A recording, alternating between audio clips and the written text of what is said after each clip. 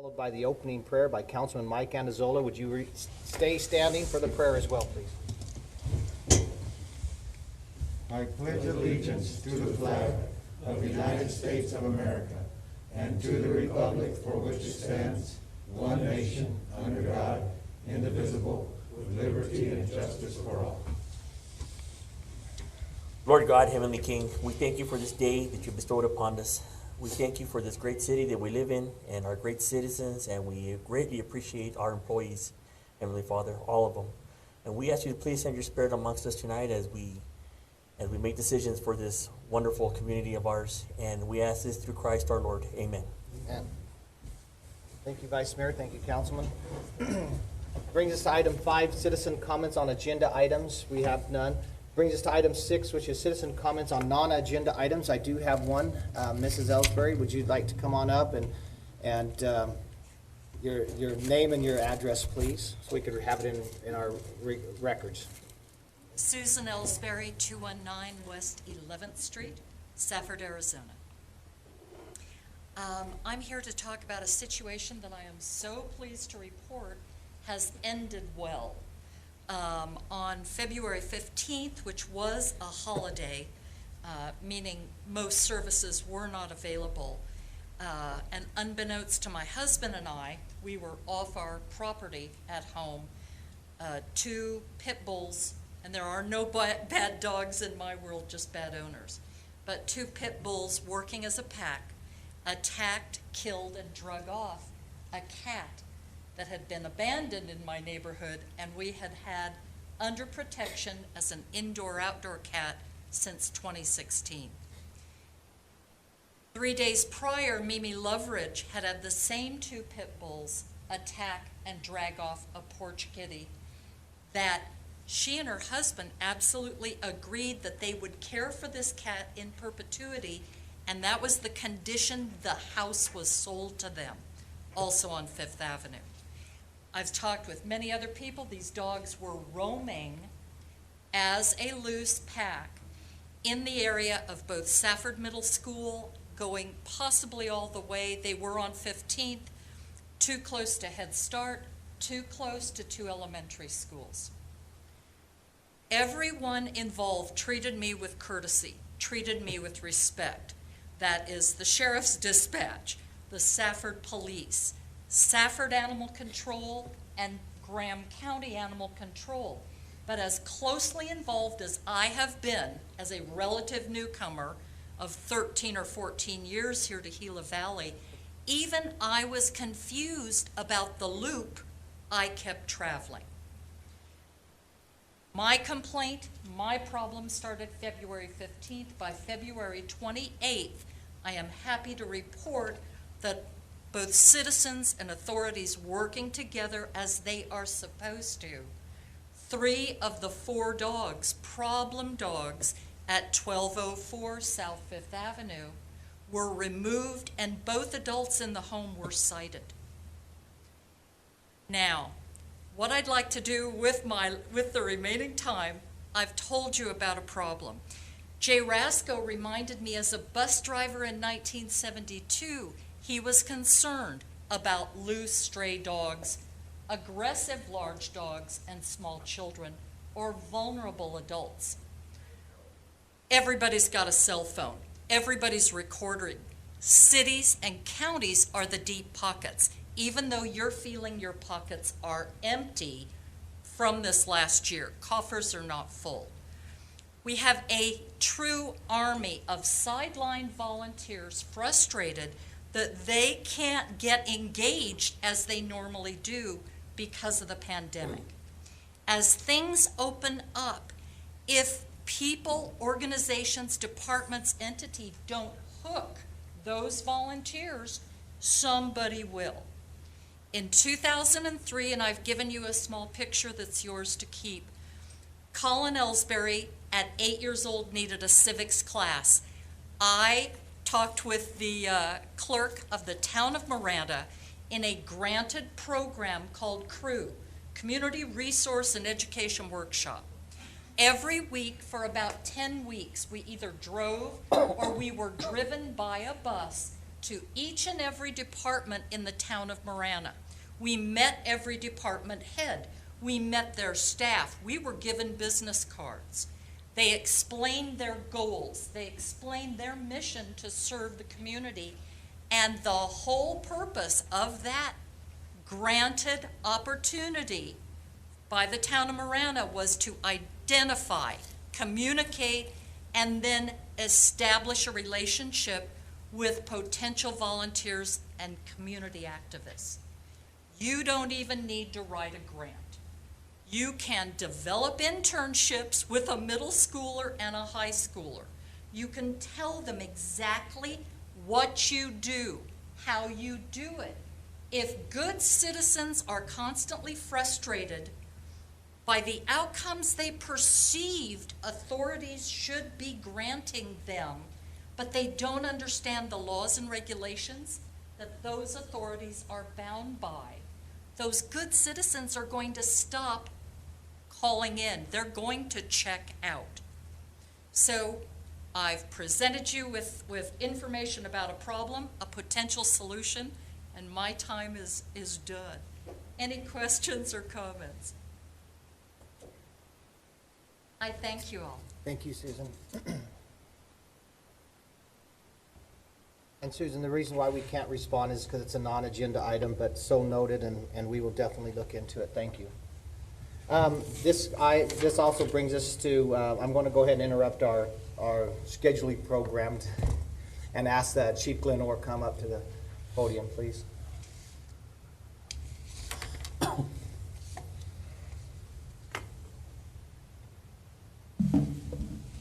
Mayor and Council, thank you very much for the interruption. This is what I asked to be able to do here is present an award tonight that's usually done at the state level for the Mothers Against Drunk Driving. Sorry. This is done usually at the state level for Mothers Against Drunk Driving. And if I could, I'd like to have Officer Brooks Knight come up here with me. And I'm going to read just a little bit about what we've got for him here. It is the goal of the Safford police officers to keep our motorists, cyclists, and pedestrians safe, while each of our officers do an outstanding job towards achieving this goal. One officer, Brooks Knight, continues to stay focused and remains determined to reduce high incidence of DUI, drugs, and alcohol in our city. Officer Knight began his law enforcement career with the Safford Police Department in July of 2016. During his first year with the Safford Police Department, Officer Knight was responsible for 30% of the department's DUI investigations. In 2019, Officer Knight conducted 49% of our DUI investigations. Like some agencies throughout our state and nationwide, we have experienced a decline in DUI contacts in 2020, largely due to COVID. In spite of the bar closures and sheltering in place, Officer Knight still conducted nearly a quarter of this department's DUI investigations. During shifts, Safford officers must conduct traffic enforcement in addition to responding to our rising calls for service. With limited officers on duty at any given time, this can be difficult. Officer Knight readily balances these duties with a high degree of professionalism while remaining consistent as one of the top call takers in our department. And he has been awarded by the Mothers Against Drunk Driving, Officer Brooks Knight. I don't know which way the camera's here so people can see it out there, but Officer Brooks Knight has been awarded the Mothers Against Drunk Driver 2020 DUI Enforcement Officer of the Year for this area. So, I'd like to, you want to come down and get a picture if you don't mind?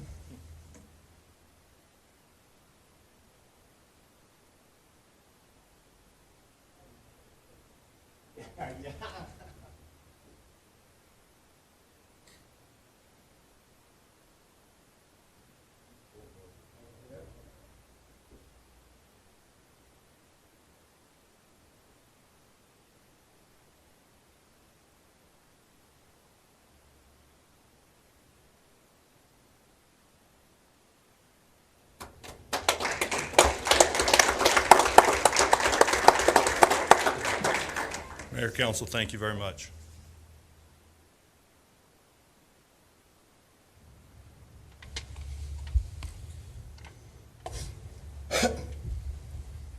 Chief and all the police, I want you to know that we back the blue. You guys do an amazing job, and we just do appreciate you and all that you do for our community as well. And Officer Brooks, thank you. Brings us to item 7, new and old business. Tammy? So, Mayor and Council, I have the February 22nd, 2021 minutes for approval. Did anybody have any questions on it? I move we approve them. Second. Motion is second. Any discussion? All those in favor? Aye. Any opposed? Motion passes. Item 7.2, P&Z Commission reappointments. Mrs. Anderson, it's good to see you. And not on a screen, huh? Be back. Good evening, Mayor, Council. This is a request for the mayor to recommend a Planning and Zoning Commission appointment to City Council and for City Council to approve the recommendation. Generally, the Planning and Zoning Commission members, their appointments are for 4-year terms. And so Tracy O'Donnell, chairperson of the Planning and Zoning Commission, her term will expire on March 30th. She has confirmed that she would like to renew her commission for another term. Tracy O'Donnell was first appointed to the commission on August 12, 2013, and has served for almost 8 years. And she was appointed as chairperson on September 19th, 2019. And per zoning ordinance section 17.84.110, appointments to the commission are made by the mayor and subject to approval by the city council. I also want to point out to city council and the mayor that we do have another position that's open. Buff Cunningham has decided not to ask to be reappointed since he has personal conflicts that makes it difficult for him to attend the meetings. But this item is just for Tracy O'Donnell for consideration for reappointment. I'll be happy to answer any questions. We have a motion. Second. We have a second. Any discussion? All those in favor of the reappointment? Aye. Any opposed? Motion passes. Thank Thank you. you. Item 7.3, special events. Pam?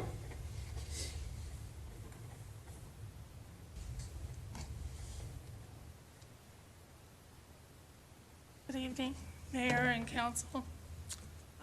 This is to approve the Safford Spring Festival, which is formerly known as the Wine Art Festival.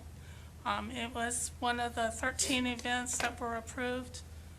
And just a short description here. This Safford Spring Festival is a chance for the community and our tourists to enjoy the great weather and that our spring has to offer. It takes place outside on the City Hall lawn and features the wine, art, and history of our area. They will have live music and entertainment, food trucks, opportunities to hear stories about our history and participate in an art project. The goal of this event is to celebrate Safford and its with the residents and show off our area to the state, country, and the world. The sponsor is Graham County Chamber of Commerce, and the date is Saturday, April 23rd to April 25th, and it will be on the Safford City Hall lawn and on the Main Street there on the 700 block. This is to approve the mitigation plan, and I'm going to turn it over to Vance Bryce from the Chamber of Commerce to give the full details of the mitigation and answer any questions.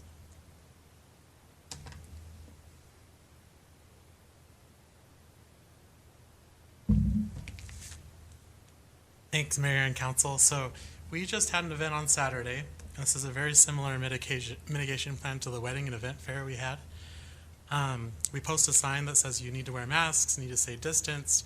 We have hand sanitizer everywhere, gallons of it, per what they require at the state level. So this one's a little different where we're going to be applying for an alcohol license. If we're approved tonight, we'll be back here again with an alcohol license for the wine vendors. And those restrictions, I mean, it goes up from there. So we are asking everyone to wear masks. We had all staff wearing masks on Saturday. All the vendors kept reminding them. The public aren't as enthusiastic about wearing masks, and it's really hard to get them to do it.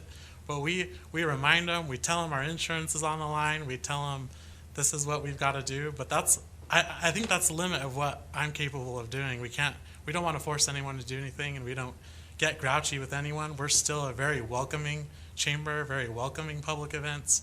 We have done our absolute best in filling out all the requirements, having all the signage up, and reminding kindly that this is what we've been asked to do. So we will continue to do that as long as COVID-19's around, and hopefully can speed it up and get out of this. But that's where we're at with it. Do you have any questions? Do you have any questions for Vance? Go ahead. Mayor, you mentioned vendors, or implied that you have some vendors maybe that don't follow the guidelines as well? So it was a 5-hour event. About 3/4 of the way in, people were getting tired, and so we just had to remind them. And then Councilman Lopez came to visit, and I said, I know he's not a stickler on anything, but I said, Councilman's here, everyone put your masks on, and that helped. Well, I had mine on. And he had his on. So yeah, the vendors, it just took some reminding. It was 4-hour long stretch. They were taking a breather and getting some water. Yeah. But not resistance. No resistance. They get it. They know they want to have events, and they want to do whatever it takes to get through it. Thank you. You have the stage set up in a different spot this time, over on the west side. I was looking at the layout. I guess you've had to move things around because you're growing. So for Wine Fest, we've had it over there before. We take one sign out that's there and put the stage there. Salsa Fest is where the stage is on the west side of the lawn. Oh, all righty. Hey, one request I hear all the time from the ladies. Can you designate the porta-johns, which ones are for the ladies, even if we have to paint them or something like that? They always say I know it says that on there, but identify it a little better. That's one request the ladies have always had. I remember that. We'll put I didn't know half they of had. them as ladies. I thought they were all gender neutral. Well, no, They have separate porta-johns? We've never had them separate at our events. There's been a try, but just a little tiny sign. I don't know if you, maybe the chief can help you post somebody outside. I don't know. But yeah, that's a request the ladies said. Can you just get them for us and keep you guys out of there?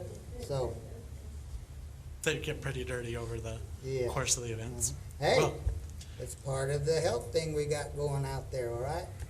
we can post some signs on half of them and All say, right. ladies, I don't know. We won't need to put an officer out there, I don't think. I think people see the signs and be happy about it. Okay. Vance, I think it's time that we start going into it again. And I think you had your first event on Main Street over the weekend, and you said you got at least 3/4 of the way. That's good. I mean, Yeah. I figured you wouldn't have got that far before the masks were starting to come off. And so commend you and what you're trying to do and how you're trying to vitalize Main Street and keep it alive and entertaining. I appreciate that, and let's keep moving forward. Vice Mayor, you had something? Yeah, I want to make a motion that we approve the Spring Festival and then mitigation plans as presented. Have a motion? Second? Have a second. Any more discussion? All those in favor? Aye. Any opposed? The motion passes. Vance, thank you. Pam, thank you. Thank you. Resolution 1, R21-005. Lydia?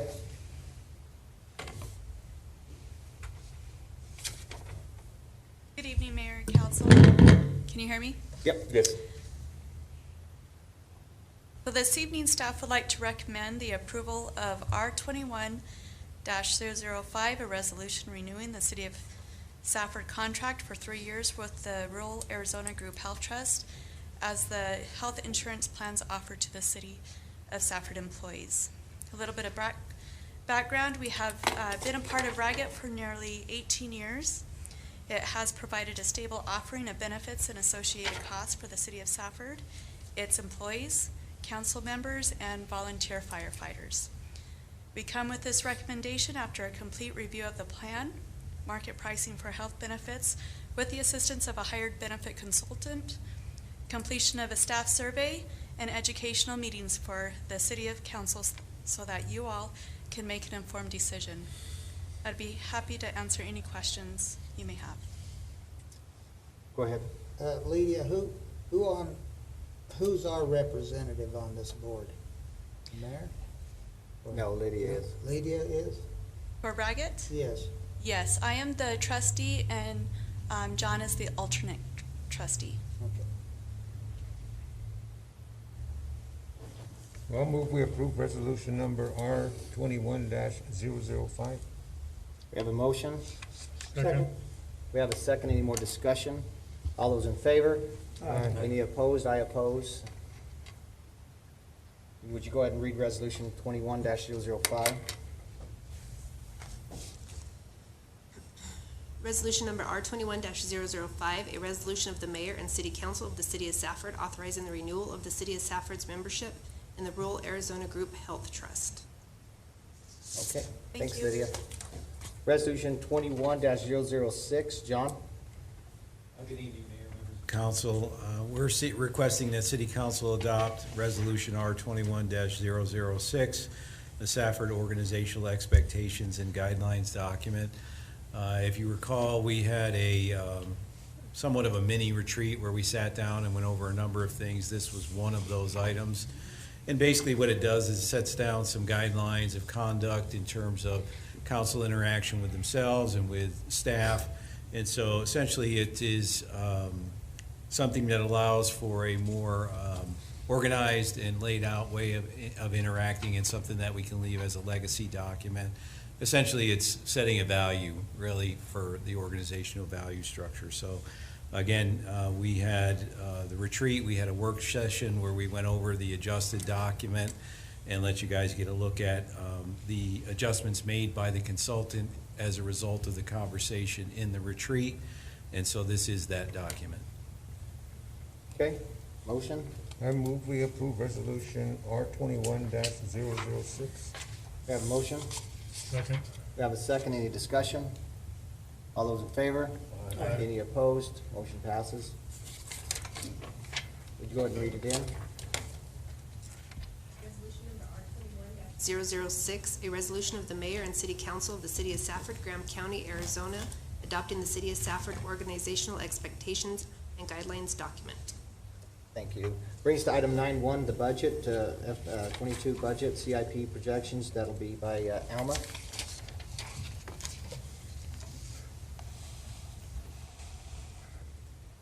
Good evening, Mayor and Council.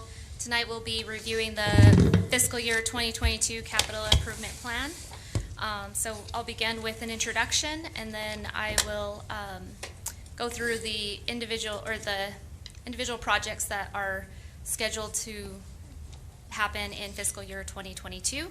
When I go through the projects, each manager will come up and speak and provide you with a summary, and they can answer any questions that you have specifically on those projects.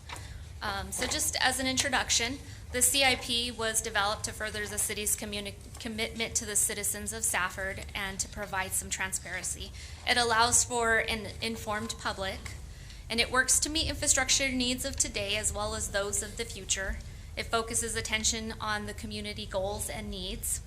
It's a long-range plan for staff to prioritize projects and to plan for future funding sources.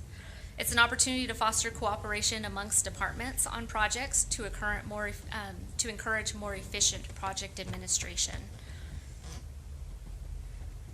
I've provided all of you with a printed copy of the CIP, and so if you're following along on your iPad, it is page 35 of the council packet. I do want to point out a couple of things on the CIP budget book. So the budget book in the beginning provides you with a table of contents, an introduction, and an explanation for our CIP process. And then it provides you with an explanation on how to use the document. There's also a section on here on page 3 of the printed copy, page 39 if you're following along in your packet. And it's in the middle of the page, 2021 project recap. So I wanted to point this section out. This section in here recaps any projects that have been removed from the CIP listing. We've made some changes to the CIP process, and so we're looking at a more fully funded CIP document. So included in this, you'll also notice the very last page of the document. I'm going to skip to that last page. There's an Appendix A. We're going to combine these two lists, and the reason these two lists are important is because the first list is going to show you a list of projects that were removed, and then the very last list in Appendix A is going to provide you a list of projects that haven't necessarily been removed. They're just longer term than the 5 years that we're showing within the book. And so if you have any questions, you can let me know on any of those projects as well. We can work through any of those questions. So I will go ahead and open up the CIP book, and the projects that we will review are just the projects that we will be doing in fiscal year 2022. So we are going to begin with the police facility improvements, renovations. And included in your printed copy is also a map for this specific project. So I'm going to go ahead and allow Glenn to come up, but I will be following along on the screen with all the projects, so if you have any questions. Page 10 is where the CIP, the police renovations, will start. So if you go to page 10 of your printed document, that's where we will begin. You're right on. Thank you. Mayor, Council, what we're doing, and I'll be speaking a little later on presentation of our current new building, where we're at with it a little bit, give you some more information on that. What this is our current old building. I think on page 11 it has this picture for you. On the left appears our existing building, on the right is our proposed new building. Part of the reason we started this project with our new building was because our evidence was so overwhelmed that we couldn't even hardly put things in and out. Well, I'm sure we have new evidence laws that make us keep things for a lot longer than we used to, but it's been piled in there for so many years that we can't even get to some of it to find out if it's point we could get rid of it or destroy it or do things with it. So part of the project we're proposing here is to, our current evidence room is this one little square here. That's our entire evidence room. Our proposal is to take out an office here, cut into a vault here, take out another office we have here, and put in some lockers and pass-through lockers and things for our evidence. So we'll triple the size of our evidence and make it more user-friendly, so we can actually get through a lot of those items and be able to actually empty out, hopefully, some of the things that we probably should have gotten rid of years ago. I know just the other day we pulled out something from the late 80s that we'd finally found one in there, and so we're in the process of hopefully trying to get rid of some things there. And then through this project with the new building and this building being tied together, we're just going to add a few, we'll remove a few walls, add a few walls to make extra offices for future growth.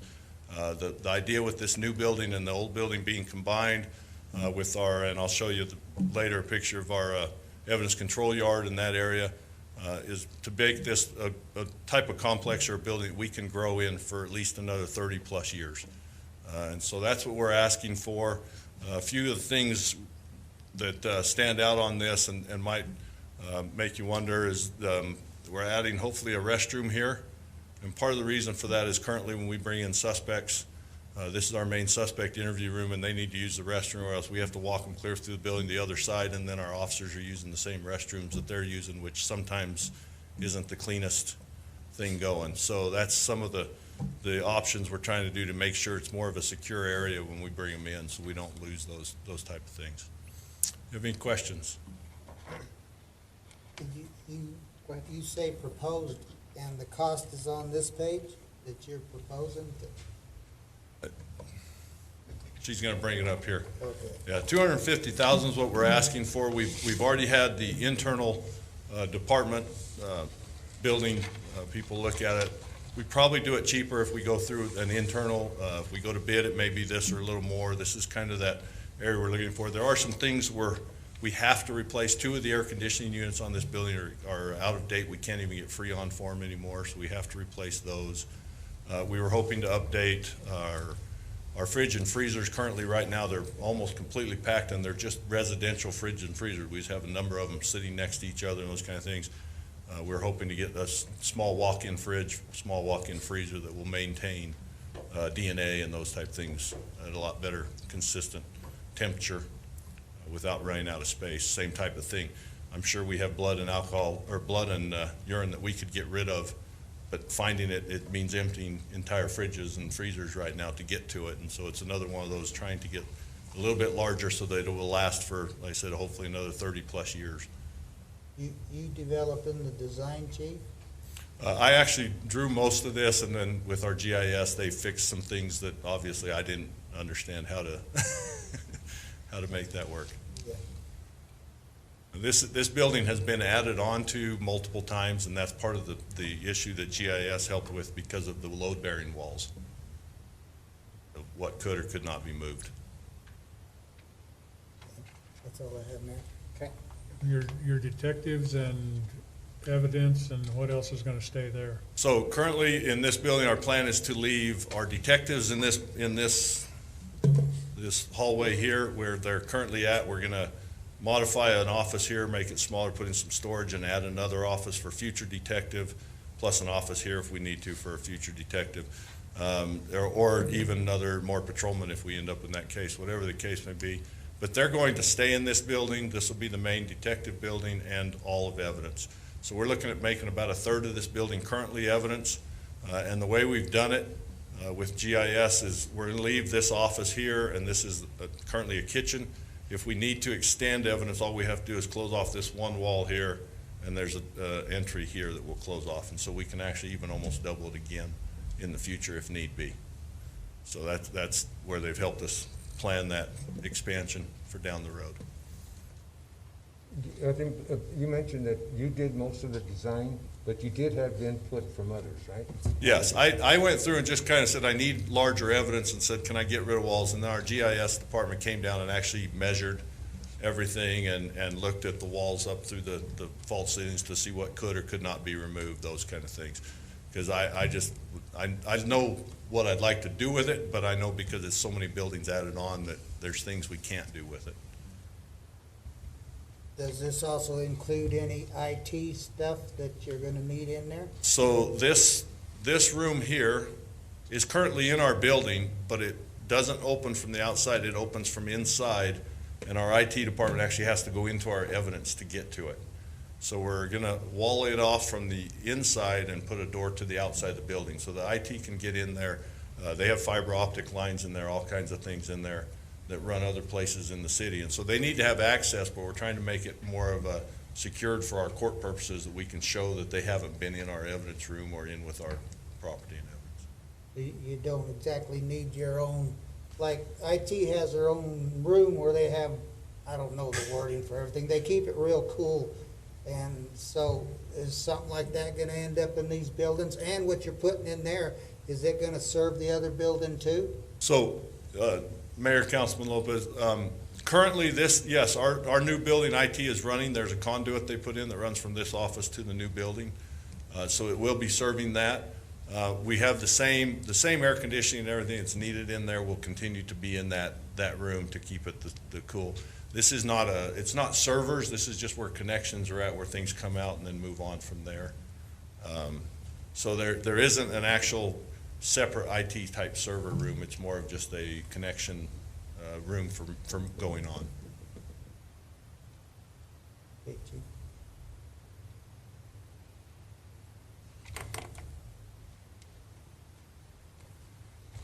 Anybody have any other questions, Chief?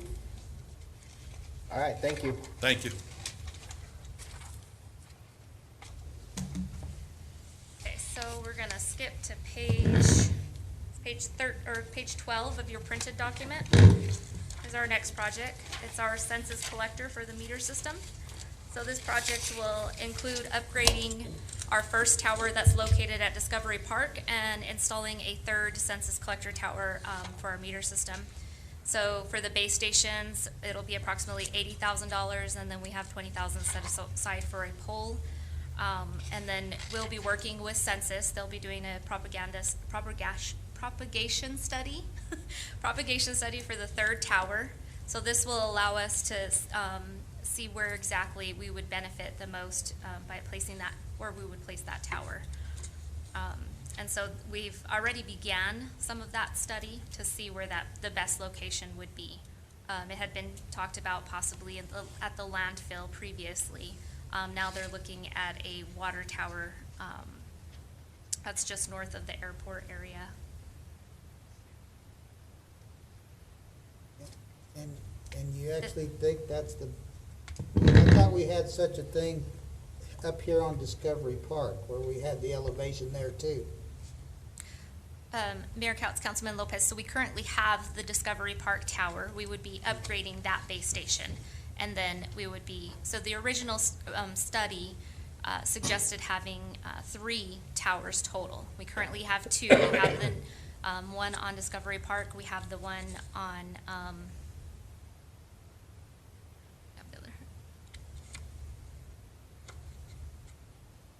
my mind just went blank. South of town. We have one south of town. And now this would be the 3rd tower. And the 3rd tower, they suggested placing that 3rd tower at the landfill. But now they're looking at a different location that would be east of the landfill. But right now, you still don't know if that's working. Correct. They would provide us with a study that would be able to tell us what would be the best location. So where would be the best location for our meters to send those signals? Who's they? Census. Dana Kepner and Census will be working with us to provide that Census will send study. their engineers. Correct. And they will be looking at the elevation as well. All of that will be taken into account when we decide where would be the best location for that 3rd tower. And that reaches your meters all the way downtown, info too, or just collects data on meters out there? Because what do we only have out there, water? Even water, I don't know. I don't know if we have anything out there. So we have the east of town, we have water meters that are currently not being read by the meter all the time, or by the towers, because of the distance of where the meter location is compared to where the meter towers are. And so by adding that 3rd base station, you will then have, and they will be placed, I should have had another picture, but it's basically in a triangle is how they are going to be located, so that they can encompass our entire service area is what we're trying to capture. And so going further east with that 3rd base station will allow us to gather more of those water meters that are south of town. And the reason we're upgrading the new, the oldest tower, the Discovery Park Tower, there's new technology now from the time that they purchased that first tower. And the new technology allows us to operate the water meters electronically as well. Currently, every water meter has to be locked, physically locked. The newer meters that they're coming out with now with this new technology would allow us to lock a water meter electronically even. What kind of, well, for me, I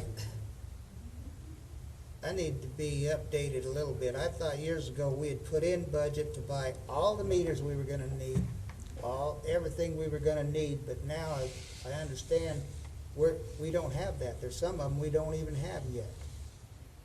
Mayor Couts, Councilman Lopez, in the beginning of the project, all they had purchased was the 1 base station tower. And then I believe it was about 3 years later, we then purchased the 2nd tower. And so now we're on the 3rd. I mean the meters at the residence. All of the meters have been upgraded to have a smart point, unless the customer has opted out to not have that, which is about 8 minor. But yes, no, the smart point is on all of our current meters. Yeah. Thank you. Questions?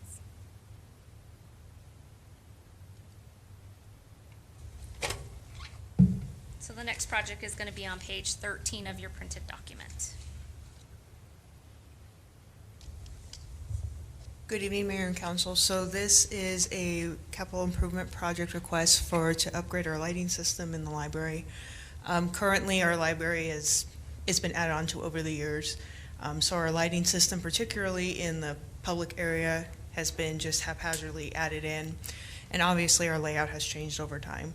So what we are requesting is to have all of the lights changed to LED lights, and placed better in the ceiling, placed similar to these are here, and have that consistently to light up some of our darker areas. We do have some dark areas in the building, and then the LED lights would last us much longer. So we're looking at a long-term investment in upgrading all of the lights in the building. Are there any questions?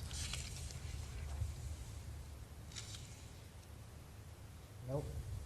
You want to go ahead and take your next one?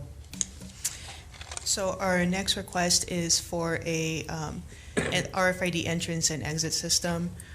So basically, this is the second part to our self-checkout system, which was purchased in fiscal year 19.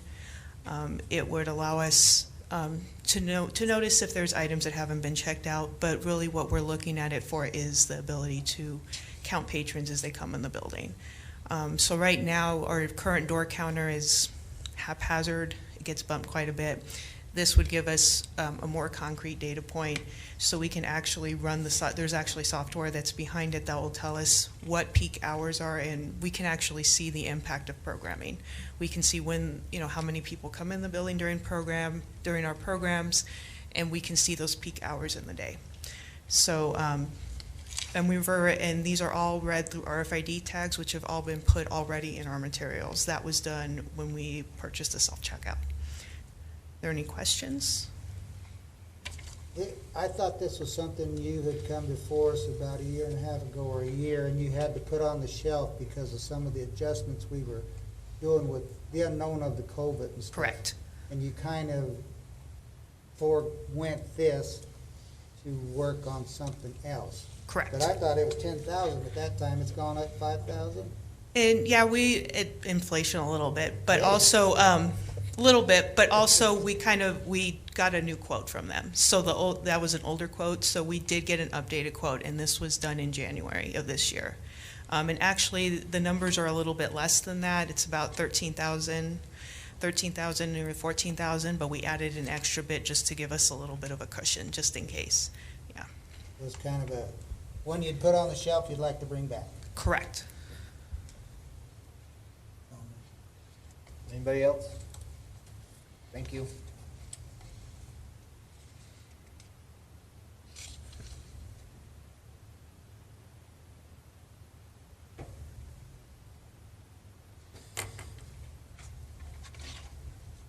Evening, Mayor and Council. I'm going to follow along with Alma too. She's going to probably bump me through a few of them here. But this one here, this first one is a flat roof analysis. Repair, originally this was thought to do hire a firm to do a analysis of our existing flat roofs, including City Hall, Fire Department, former Magistrate Court, the Airport Terminal Building, the Mayock Building, and part of the Public Works Office. We've got a lot of flat roofs that are deteriorating, and we'd like to have someone come and analyze those, tell us what our best options are. But we've also moved the construction part of this into the same year, so we'd like to kind of expedite this, do a design and a bid process, or even possibly a design build project where we hired a firm to do both at the same time. The construction part is just an estimate. We don't know what they're going to find through the analysis. I'm hoping that's a worst case scenario, but we'll see how it goes through the design process. That 230,000, that's what you're talking about on the construction? Yeah. Right now it's broken down to 20,000 design, 30,000 construction. Originally we were just going to do that design this year and then do construction next year, but I think we ought to expedite this and get the roofs fixed, and especially if they're start right away, and if they find problems, get them fixed right away. And if for some reason the cost goes up, we can at least attack the worst case scenarios first. Lance, weren't these roofs taken care of during our hailstorm a few years back? And if not, why were they not corrected then?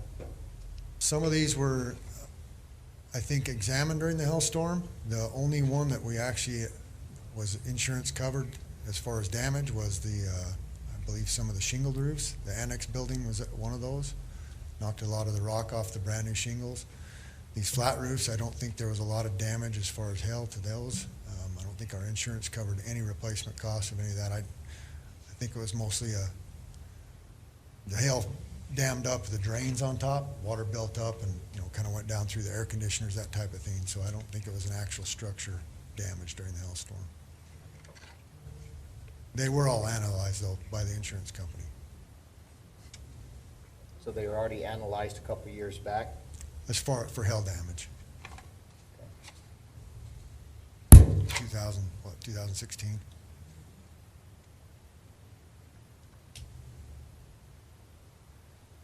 Any questions on that one? Moving on to page 18, this is another, I think we discussed this last year. We brought this back to you again this year. This is the recently purchased building over on Central Avenue. This would be to do the upgrades to move council chambers over there, including, building a new dais, kind of updating, painting, that kind of thing. IT would need about $6,000 to get their part updated. Building maintenance is estimating about $6,000 to do what they need to do as far as building a dais and making that accessible. And then we also wanted about $3,000 to run fiber to that building. So this is just brought to you for discussion, what your thoughts were on it, and see if we wanted to move forward with this item.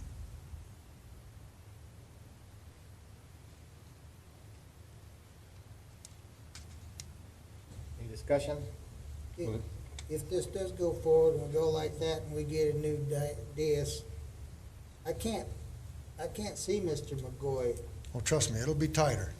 You're in a lot smaller spot. It's going to be tight. We'll wrap you pretty tight. Because sometimes he points me out and I kind of need to look at him when he's doing that. So, can you keep that in mind when you do the next one?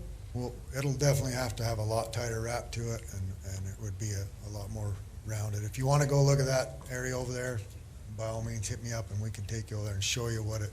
I'm sure you've been through it, but we can show you again what it would look like. Vice Mayor, you had something? No, but I think it's something, I think one of the comments here is to free this rule, so it's, the scheduling problems and all that stuff, so. And right now, the total cost, what, $15,000, that's what you're looking at? That's our estimate, yes. Yeah, we've been talking about moving there for a long time. So, Mayor, members of council, is this something we should go forward with? Because I know we kind of weren't 100% sure, so we put in here just to make sure that it's something that you want to pursue. Of course, we have the parking lot over there, et cetera. But anyway, I just want to make sure that you want to leave this in, and over the course of the next fiscal year, we'll go ahead and upgrade the facility if you want to move in that direction. John, what happened with the trade agreement with the automobile company there? I believe that's still in process. I think there were some tax issues, so we've basically given them some latitude in terms of the timing of the move.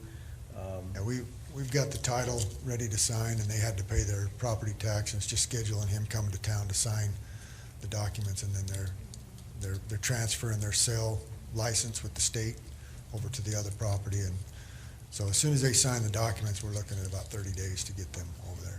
So if the transition did happen and we've decided to move forward with that, is the library going to be asking us for more money to renovate this rooms? If so, that needs to be all included in the entire project. So if you kind of get the green thumb today to keep moving, you guys need to be figuring out what they can do for this place as well. Yeah, we can discuss that. Because I know that with once the this is removed, they're gonna have to replace some of the square carpets and stuff in here, so there will be an added expense on that. That's true. But I think you should go forward, but I'm just one. Yeah, I agree. I agree. Yeah. Well, I'd like it here, and I don't want to leave till Victoria kicks us out. She's trying to kick you out. That's the problem. I think it's time to go, John. Yeah, I just wanted to make 100% sure. So.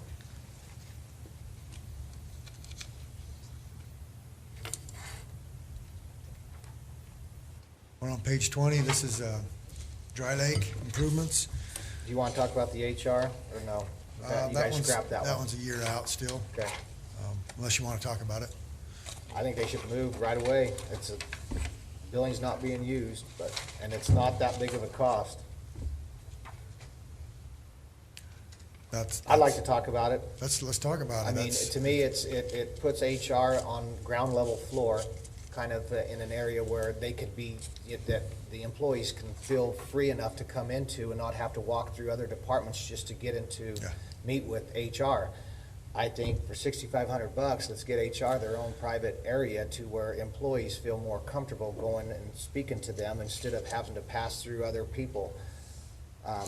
That's just my thoughts. You talking about in the same building? No, they're wanting to move where the old magistrate court was, behind the fire station, behind the courthouse, or not the courthouse, the city hall. Right here. Yeah. It's a great location. It'd be a great location for the HR, I believe. Yeah, keep in mind, this one's one that we have to, it's got some serious water leaks in there, so we'd have to get the roof fixed on that one. That's part of that previous project I discussed. Get the roof leaks fixed. We would have a water line, I think it mentions in there, a water line tie-in. Yeah. But it's got storage in it now. It just needs to be cleaned up. It's just got storage in it, Yes. right? Yeah. Yep. Vance, talking about, the roof and all that, here, that figure is what, 6,500 right now? Yeah, for the HR, yeah, that's So roughly how much more would be added to, like you say, the roof, the leaks and all that? well, the roof would be part of that separate project, and so that would be taken care of, part of that project I previously talked about. So this is just to do like build an interior wall to create 2 office spaces, do some minor cleanup in there, maybe put some carpet tiles in some of the rooms, that kind of thing. So that's what's. Yeah, to me, the roof's a no-brainer, and to me, really, getting HR separated, to me, I think is really, truly a no-brainer as well, letting them. We can move that one up. No problem. And when HR moves from there, does the planning and zoning get them rooms back? Because they need to be able to spread their maps and stuff out. They can have that all whole over. upstairs over there. They're well good, because they need to spread things out. They get kind of tight with some of them big paperwork. Page 20 is dry lake improvements. This is if you remember, probably 4 or 5 years ago, we had a list of dry lake projects, and this was the last one that was on our list that kind of got pushed out last year, and probably one of the more important ones. The big bore gets used a lot, and we'd like to extend the shade structure out there. The description does say the remodel's at the RC strip. That's been done already, so that's not part of this. But we'd also like to add some sort of a safety warning device, whether that's there's no electricity there, but maybe we have a stop sign or something that can be put up when people go downrange. I know that's a big issue out there. If guys run all the way out to that 600-700 yard range, and somebody pulls up with their 22s and starts shooting, they're not even looking down there. So we'd like to get something to secure safety-wise, to let people know somebody's downrange. But the biggest part of this would just be building some additional shade structure over the shooting part and some shade back behind it with some seating, kind of like the small bore has. Lance, is the Boy Scouts still going strong around this valley at all? I know they're still going. I wouldn't say strong, but they are still going. I'm just wondering if there's projects out there that Eagle Scouts could be looking at that you could try to help with that, as Mrs. Ellsbury presented us with something today. That's something that I think that in an area such as that would be a great opportunity for a step up in the community. Yeah, and the Boy Scouts, they used to come to me quite often asking for projects, and we'd try and help them out with certain things. All right. So if they do come, we do look for something for them, and it may not be there, it might be somewhere else, installing a bench somewhere or something, so And we'll definitely help them out. And how about the skeet range? Because they hold a lot of events there, training with Arizona Game and Fish. They train people there. Yeah, the skeet range is in pretty good shape. I mean, we replaced the roofs on both those buildings a few years ago because they get shot up periodically, and we'll probably have to do it again here before too long. They take the old clay pigeons and put them on the roof, shoot them with their pistols, and shoot right through the roof. But for the most part, that's it. The skeet range is in pretty good shape. It's got that ramada there and power to it. Yeah, and they haven't complained in quite some time. No, they Last haven't. one was all the wasps in the restroom, but they haven't complained, so I guess you got them happy. But they do utilize that a lot. They do use a lot, and they have a lot of events out there, so. Any other questions on Dry Lake?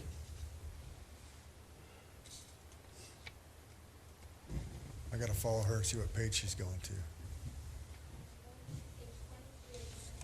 23. This is our El Paso Park project that's kind of been delayed a little bit. I've been working with Kinder Morgan and El Paso Gas to get the defined easement through this property. I've worked up a preliminary design. We actually got the funding through FMI a couple of years ago. It was 103,000. I think ours was 25,000, and they kicked in 78,000. This is showing a $78,000 carryover. I'd like to get the playground equipment ordered here shortly. I've got a playground picked out and a swing set picked out. I've got to finish up the grading plan, and we can get that going, and then we can start working on the fine details with the rest of that grant money, which is the carryover. But this is a pretty good sized park, and the original estimate of around 100,000 was not anywhere close for what we want to do there. We want to add a little bit more stuff for the teenage kids, and maybe do a basketball court similar to what we did at La Tierra, maybe a little bit bigger size, give them something to do. So we've added another 30,000 to this year's budget, and then tentatively out in the future, the following year, I'd like to do an actual parking lot for this park. So we'll get the park established, get some curbing around it, playground with some rubberized surface on the playground itself, the swings and possibly the climbing tower, and then the parking lot could come. I mean, right now we have gravel parking there that's used and has been used, and so we could get by with it. But eventually I'd like to have a parking lot there that we can use for the park. Go ahead. You know, I think one little activity I think you should keep in the mind, maybe not here, but somewhere, is it's getting very popular, is that pickleball. They're smaller courts, I think they're 20 by 44 or something like that, but that kind of hits all ages. That's become quite popular too. So that's something I think we should be looking at. And maybe that's something we can make it the basketball court big enough that it could be a multi-use type thing where you could have nets up for pickleball or have a basketball court, something like that. Definitely can look into it. I'm kind of concerned about the lighting in the Ed Ragland. That lighting, I don't know that that's strong enough anymore. Okay. I don't know what the looms are. It almost seems like it's those old halogen tube ones that are still shooting there. I looked at them and they almost look like the ones I put up there back 1,000,000 years ago. So I'm not sure that's it. I'm not picking on Mr. Bratz, but when I drove by there, it didn't seem lit enough, for me, my old eyes. But I'm gonna pass that neighbor on to you if we light it up any lighter than that. Give her your the one personal with the cell phone trees? number. I thought them trees would stop that, but yeah. Yes, just suggesting look into that.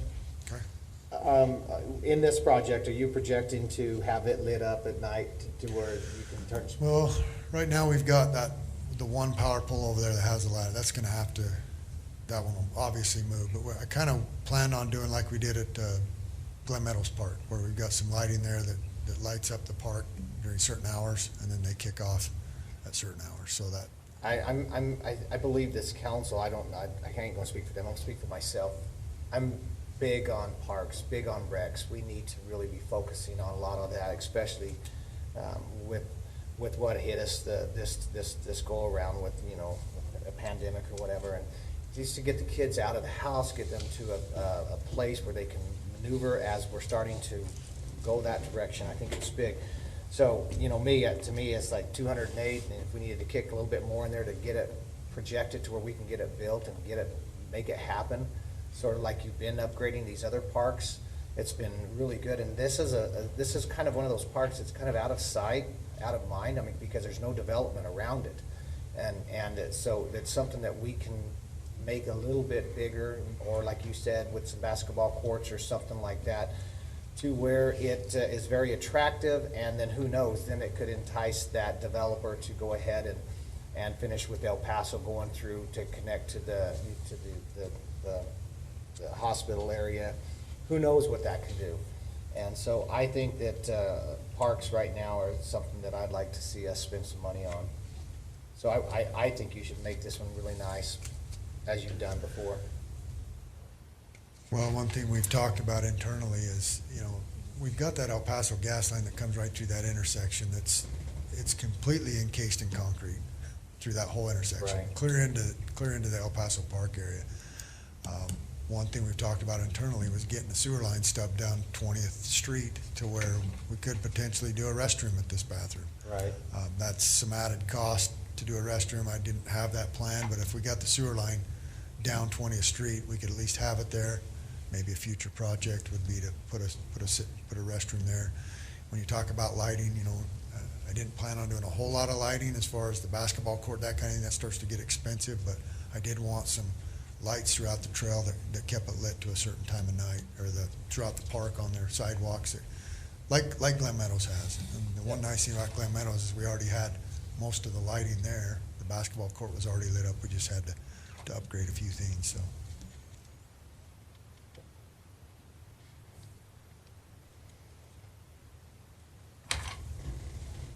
No more on that one, we can move on.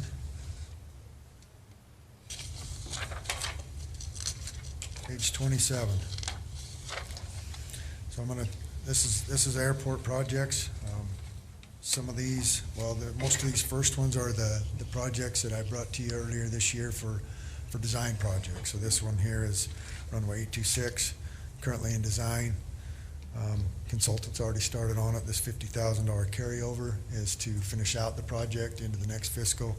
And then we've also got projected to hopefully get phase 1 of construction funded this year through ADOT. This would be an ADOT funded project. So the idea would be phase 1 funded this year, phase 2 the following year. And so those are kind of projected right now, and hopefully ADOT will come through and we can fund it. If not, those will just be pushed out and we'll have the design done, ready to go on 826. I know that these are projected on, and I want to, if you guys don't have these questions, I want to go back. Anybody have a question on what he just presented? No? I just, Let's he said this was gonna, if we got the funds, we'd go forward. If we didn't, we would. Yeah, this is Okay. complete. This That's would all have I to have. be, this is not a federally funded project. This one have to be ADOT, since it's our secondary runway. ADOT would be the funding source on this one. Okay. I know that Councilman Anazola was, at one time, I believe a year and a half ago, was talking about the cemetery and the improvements in the cemetery. And we've started to get that direction. We've replaced the water lines through there. And so I don't want us just to stop. And if you guys feel like it's because it's in my backyard, then I'll stop myself. But I mean, I'm signing tickets, or I'm signing deeds over on an almost weekly basis and out there. So, we're projected, I mean, that place is getting pretty filled, and it's just a matter of time before it starts moving forward even further. And so you have you have chip seal of approximately $10,000. I don't know if you have leftover chip seal when you chip seal the roads. Can we get in there and kick some of that out? That back up to page 25. So Yeah. page 25, right now the plan is the water lines are done. I'm gonna get in there, we're gonna start grading the main roads that we want to have chip sealed. And so this year and into next year, we've got millings that there won't be any cost. It'll be us hauling millings in there and getting them on the roads that we wanna do. And then the chip seal will follow. That will be the following year. And then we'll go in there with oil and chips, seal those down. So you'll see us doing stuff in the next year and a half, and it'll be us putting millings on the roads that we want to chip seal, and then we'll do that chip seal in 23. That's kind of the plan there. And then, oh, go ahead. Then you have the next page, 26, you have the entrance, the cemetery entrance. Yeah, and so, that cemetery was originally designed, the main entrance is over there by your place, and everybody knows the main entrance now is off Discovery Park, back by our maintenance shed, and it's not the most beautiful entrance to our cemetery. So my thought there was to kind of take an extension of our landscaping we got at the end of the fence there and maybe build a couple of raised planter islands that kind of define the entrance. Maybe not necessarily an archway or anything like that, but put a couple of raised planters there that define two entrances to those two main roads. Maybe a sign that says Safford Cemetery, that kind of thing. That's what this entry feature would be, and then have our landscaping tied to it. We could have some nice flowers and stuff, some annuals grow in there, and just present our entrance to our cemetery a little bit better. So that's what this is, and that 10,000 is just kind of an estimate out there. In the future, I need to kind of throw some design together, and I'd like to wrap it down that trail a little bit, and maybe even do a little retaining wall going west, tie it all together and make it look nice. And it's still gonna have a maintenance shed right when you get in there, but, you know, we've got that screened off the best we can, and we'll do what we can to pretty up that I'm glad entrance. you brought that up because, you know, I'm on the honor guard for the Gila Valley. And I think one thing, talking about that entrance and moving it, you know, I agree with, making it look better. But then also bringing the directory up in that area, you know, where you can locate, you know, family members, whoever, friends, whatever they are. So he's saying like the directory come up closer to that entrance as well, if that's what we want to call the main entrance, a directory. Like a directory you can go look at? Yes. Like a posted one type thing? Yes. Something that would kind of, I don't know. Some of the other cemeteries have them, and really, they come in handy. Yeah, when we lost Joe Rivera, he was my neighbor for years. That dude knew where everybody was. He was the undertaker from heck, you know? Yeah. And he was amazing. Well, like I said, we've got all that information at Public Works. That would be a big thing. Something we could definitely look at, You know, by all means. so I don't know. I hate to overlook some things, and I know you guys think, man, I'm just being crazy and stuff, but to me, these are things that have been just overlooked for so long, and if we just keep putting them back a year later and a year later, pretty soon we just keep putting them back a year later. And I think the cemetery needs to be addressed. I mean, it's utilized quite a bit. I mean, the walking trail, and people are using it and stuff, and it's just, I don't know, you guys, I just would really like for us to say, let's put that on the heating pad, let's put it on the burner, let's start cooking it instead of just putting it back. I'm glad you backed us up, because I just wanted you to know we are looking at things for the cemetery. You know, one way to think about it too is that, like, when there is a burial out there, there's people coming from not just Safford, all over. That's right. That, you know, that cemetery kind of represents our community, of who we are. And that's one thing I brought up in the past too, because a lot of people have brought it up to me and mentioning about the cemetery. When are we gonna get it up to par? We need to get it where it's respectable and where the loved ones can go and spend time, meditate or whatever. I agree 100%. So I think it's good enough. I personally do. I think we should bring it to the front. I really do. Lance, I think you can do a lot of it in-house. I noticed that we're now having a couple guys out there almost on a regular basis, Monday through Thursday, working it. And, you know, it does look good. Rather than, you know, I kind of agree with Councilman Lopez on the choice of the Italian cypresses underneath the electric line, but hey, I think it's gonna look really good when it gets going and growing, and we just have to keep it topped, you know, so. I think let's bring it to the front burner and let's do it. Let's present a nice facility, because I do agree with the Vice Mayor, because people are coming from all over, and to me, it's just like, it's just a, you know, dust in the wind, you know. You wanna come on. push like the entry feature type thing up to even this year and get something planned? I would love to see that. So would I. Okay. Is there a directory developed on the website? I don't think there is. I think you have to actually come to Public Works, and a lot of that stuff's old, paper written. People are looking through the old files to find their loved ones or old family members, so. Well, Amber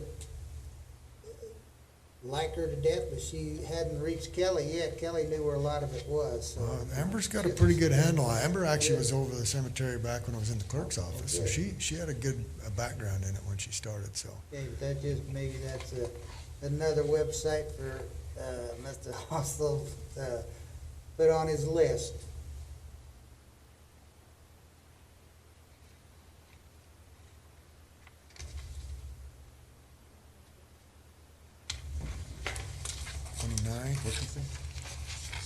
Okay, we're back into airport here on 29. 29, 29. This is another one that is currently being designed. The $50,000 is carry over. The consultants started this one already, and this one's one that got bumped up this year.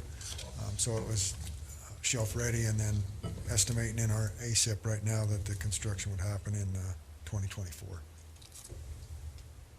Any questions on taxiway C reconstruct? Taxiway D is the same thing. One that we moved up because they had extra money for design, so we got that started. This carryovers what's left to finish the design. And then this one's a 2025 construction project on our ACIP.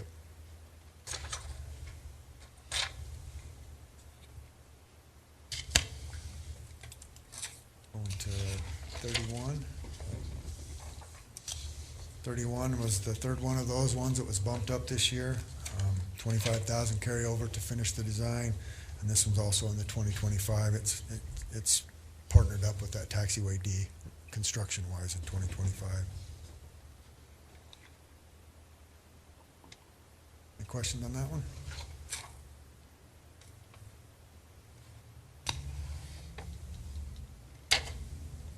This is 30, going 34, right? This is 34, this is runway 1230, lighting and signage project. This would be a design project this coming fiscal year, and then hopefully get funded the following year in our ACIP.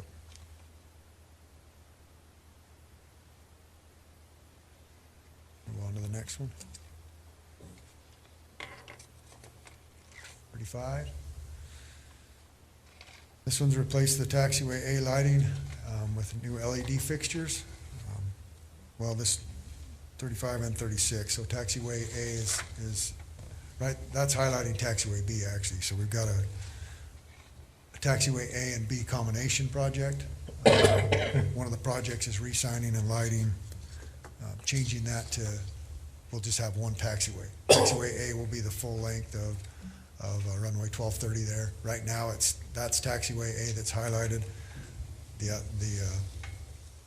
southeast half is taxiway B, and it's kind of confusing. So we have a project to relocate the guidance and signs out there to make it one taxiway, not confuse pilots. And so that's what these projects are for, lighting and signage, these two that we're looking at here, and they're both design projects for this coming fiscal year. Any questions on those two? You know, we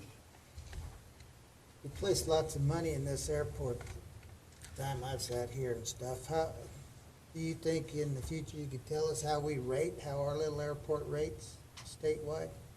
As far as what the rating is, or what the pilots think about it? Well, I know a lot of pilots that talk highly of this airport. I mean, they all talk highly of this airport. It's a great airport to come to. It's isolated. It's by itself. Great runways. Everything's in good shape because we do get these funded projects to keep everything up to par.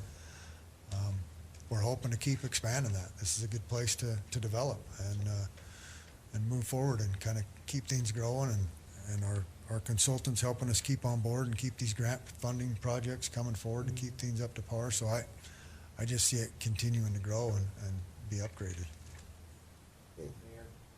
Go ahead. Councilman Lopez, we've been making a very concerted effort across the board right now with the airport. So you'll notice that one of the projects that's in the CIP this year also will bring water there to provide the ability to have fire suppression if needed. We're also going to be discussing revisiting all of our standard operating procedures and documents that relate to the airport. We're looking at some infrastructure things that we've got to do out there as well. So staff has been having some fairly extensive conversations about the airport, and I believe it was last year at this time that Councilman Seal had mentioned the airport and its value as an economic development tool. So we have been looking more comprehensively at the airport than I think it's been looked at in a very long time. So there are a lot of things that are in the hopper right now as they relate to the airport, infrastructure-wise and also process-wise. So I think you're going to see some new things coming your way, and I think you're going to see some changes out there with an eye toward that long-term development. You know, we have a good little airport because we do receive lots of monies to help improve on it, and that's certainly a good thing.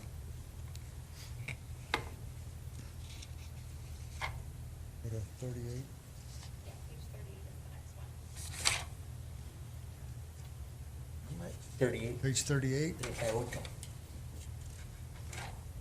So this is the oldest hangar the city has out there. It's the the old metal building that the roof's been falling off of.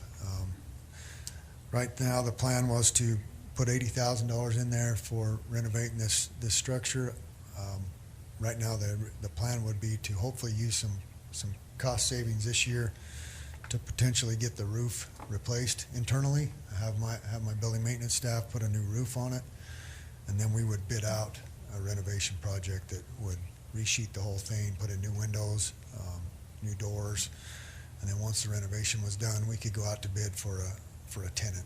The current tenant is just about done out there and is building planes. He builds planes in there, little model, or not, the kit planes that fly around, and he's about ready to retire, so we're figured this is a good time to get it renovated and get a new tenant in there and move on from there. I definitely think our terminal needs to be overhauled. The terminal? Yeah, it's kind of, was out there this weekend, and, you know, it's the first thing you would see, right? And so it needs some serious overhauling. Well, the terminal's on our list for flat roof repair. We don't have any improvements for the actual facility itself unless we want to throw something in there. That's definitely something we can do, is look at, and I don't think you'd have to throw a lot of money to do, you know, replace carpets and tiles in the bathroom and maybe some fixtures and some paint, and it wouldn't be a big costly item, I don't think. Well, so your $80,000 is just a renovation, because originally on the roof, the airport terminal was listed on the roof repairs for the $250,000. That's a whole separate project. The terminal building is just calling it out to say where it's at. This project is for that CH1 hangar. That's the bigger building. Okay. So this is the renovation of the CH1. All right, I'm hangar. looking at it wrong, because I am Yep. seeing a renovation of 4,800, foot Yep. hangar, but it labels the terminal building, so, okay, I got it. All right.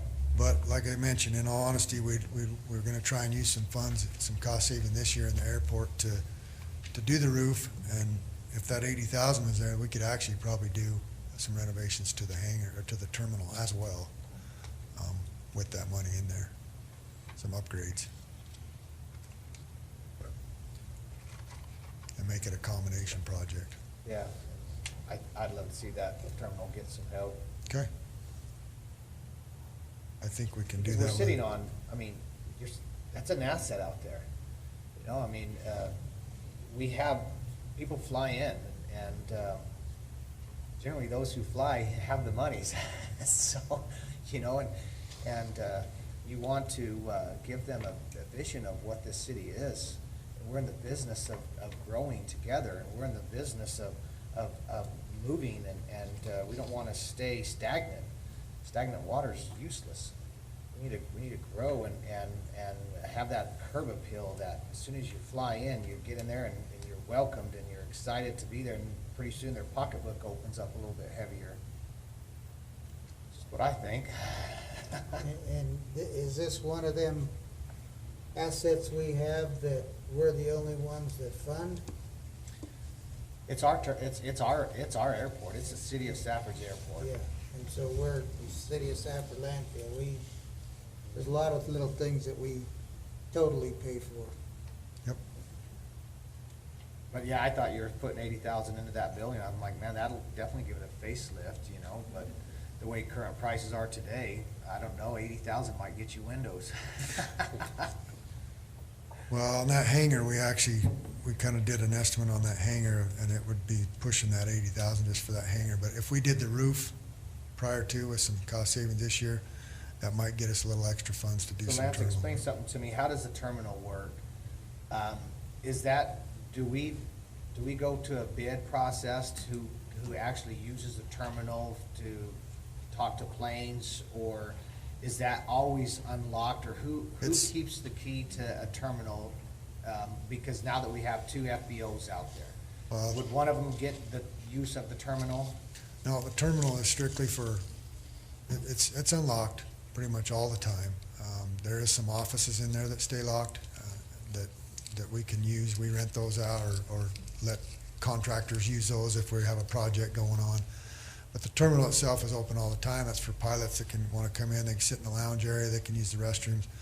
But a lot of them that know where our FBO is at will go use their They'll go use facility. their They have a FBO. nice facility down there, and our other FBO is working on the same thing. So if our FBOs have good Yeah, facilities, that's my then- question. Do we need this then, if that's the well, case?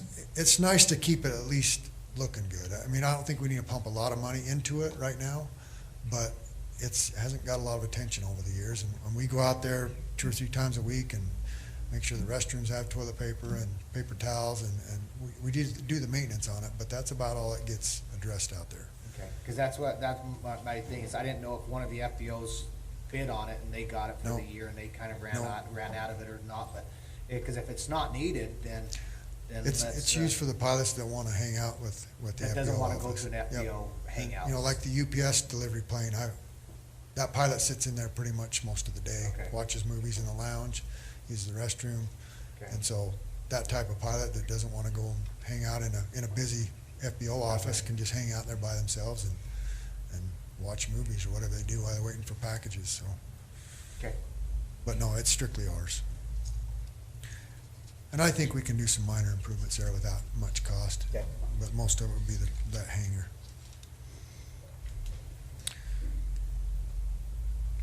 This is a project we have on there for this year, but my hope is that I've got this within the next month or month and a half. I've got new gate controls installed at all 3 gates. We have 3 automated gates out there right now. Only one of them actually worked as a card reader. The city had card readers for. Found out that they hadn't worked for like 7 years.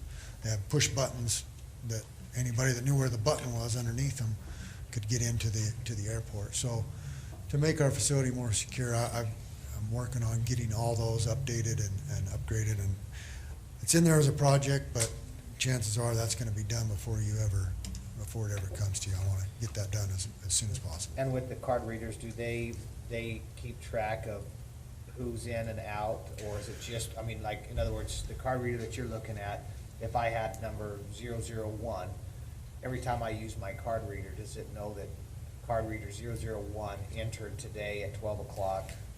I mean, in So- other words, is it going to be that precise, or is it just going to open up a gate?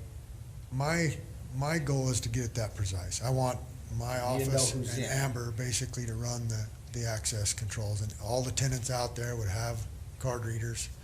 We would assign it, Ponderosa may need 40 Right. cards, and we may not specifically assign it to each name, but we would have 40 cards assigned to Ponderosa, and if something happened and we wanted to check a code, we could go back and say, well, it looks like code 38 went in at 12 Right. o'clock. That's one of Ponderosa's. You tell us who it was if there was an issue.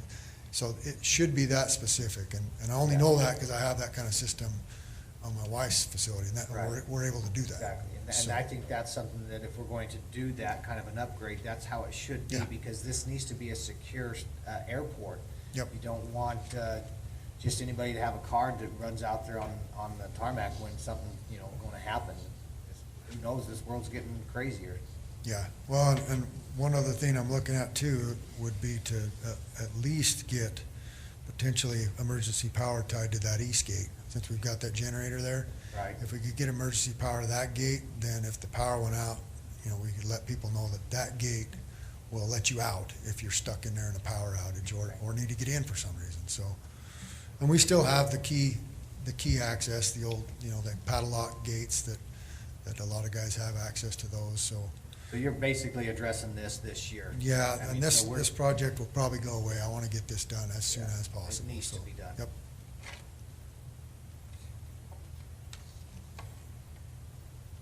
Page 40. Do you want to talk about the golf course, Susan, or do you want me to talk about it? Guess she's going to let me talk about it. Susan's over the golf course, but I'll talk about the restroom. You don't have time to golf though, do you? I'll just stay up here. I might as well just stay up here. So, we renovated the men's restroom out there a few years back. We got told by the women's golf ladies to stay out of their bathroom, so we didn't touch it. But after they found out what we did, and we did good work, we've been told that they'd like to renovate their restroom, so this project's moved back up. We've looked at a couple to couple items we've got to do in there. We've got to move a wall to make the stalls and the shower ADA accessible. Got to put some new plumbing in, and so this $50,000 is to totally update their bathroom and make it more up to today's standards instead of the 70s and 80s standards. So, any questions on this item here?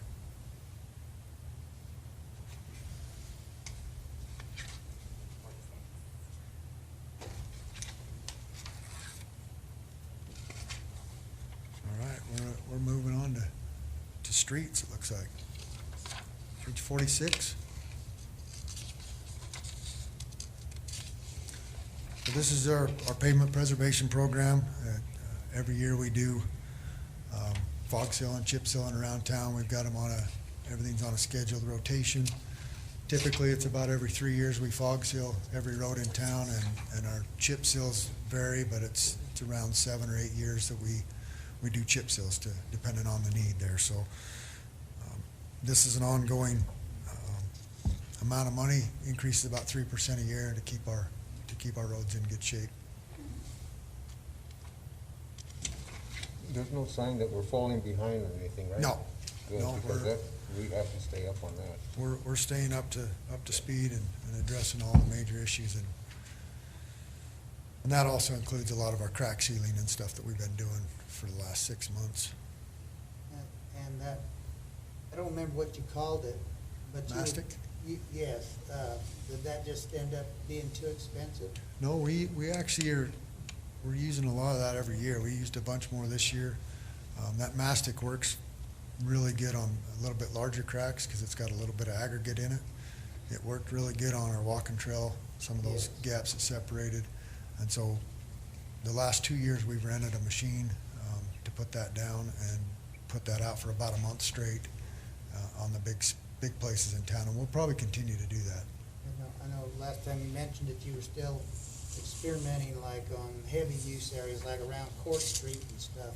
Yeah, we tried it on a few alligator sections to see how it hold up on Court Street, and it actually holds up pretty good. So if we can hit those big alligator patches before we do a chip seal, I think it'll save those roads for a little while. So. And there have been quite a few expansions or cracks on the walking path. I'm not quite sure that material was up to par when they brought it to us, so Well, I think what that is, and you all know there's a lot of clay around here, and I think when that walking trail was designed, it's 2 inches of asphalt over about 4 inches of AB, and you know that clay underneath there is still going to swell and contract and expand, and so you just look at any road in this valley, and you can see that our ground's swelling and shrinking and expanding, and the only way to solve that, or the best way to solve that, is to go down there and lime treat that clay, and it gets pretty. And that's what we're doing on these 14th Avenue and 20th. That's what we're doing to make sure that doesn't come back to haunt us again. So, and that we probably should have done that on the walking trails, but that would have been a huge expense for the walking trail. So, hopefully, we can just keep the maintenance up on them.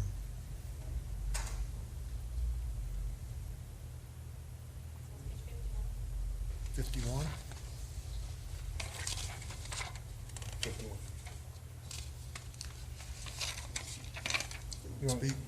Let me just make a comment about on the walking trails and maybe the cracking and all that. I don't know, is there any signs out there to keep the four-wheelers off of it and things like that? We've got no motorized vehicles all over the place on that. Because I've received a lot of complaints about that, and that it is tearing it up too. Yeah, we're doing our best to keep them. We sign it, and then also when we come to places where there's a bridge across the canal or places where we can bollard it off to where they can't get through, we try and do that. But it's hard to keep those kids off of it. We'll leave that up to Glenn and his crew to enforce. Thank you. We're on page 51. This is 14th Avenue I was just talking about.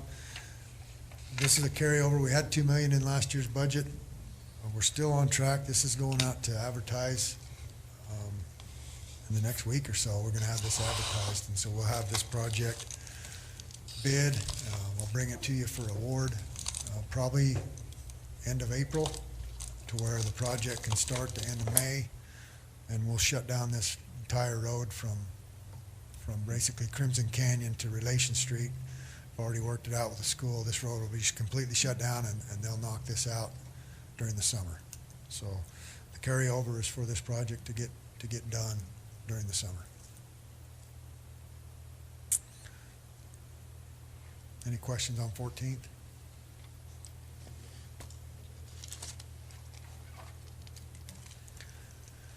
'53 Hollywood Road. We all know that Copper Canyon's just building like crazy, and Hollywood Road's getting worse and worse by the day. This project's one of those that seems to keep getting bumped out, and I hate to bump it out anymore. I want to get a design done so we can figure out the best way to improve that road to the Copper Canyon turn in. And so this year we would do a design and maybe some property acquisitions for some retention areas, and then next year move into a construction phase and get some improvements done there on that Hollywood Road.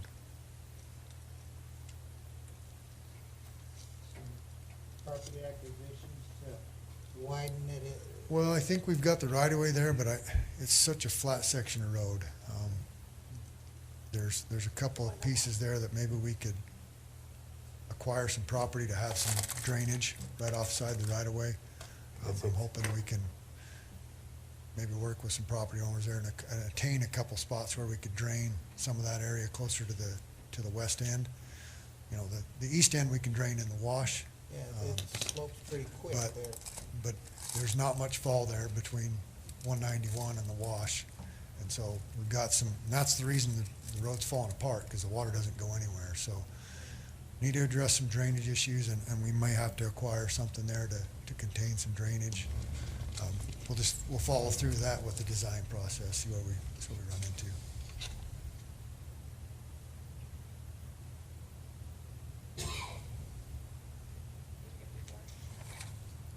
'54, this is 20th Avenue. I think everybody's familiar with this project. Been working with ADOT and consultant. This project should be going to advertise possibly the end of this month, if not first of next month. We'll advertise for a couple months, and then hopefully we'll have a project get underway. This will be close to a year construction project. This $4.5 million is our latest estimate, construction estimate. Came to you a couple meetings ago, asked to transfer some money from a couple of projects to help us fund this, to get it to advertise. We've also been in talks with Senator Gowan and the Senate Appropriations Committee, and we possibly get some additional funding, so those monies that we moved we can actually use on different projects. So that's in the works. The idea with this is the money we asked for would go ahead and let us get some traffic signals installed as a separate project, but move that forward and get that designed and ready to go.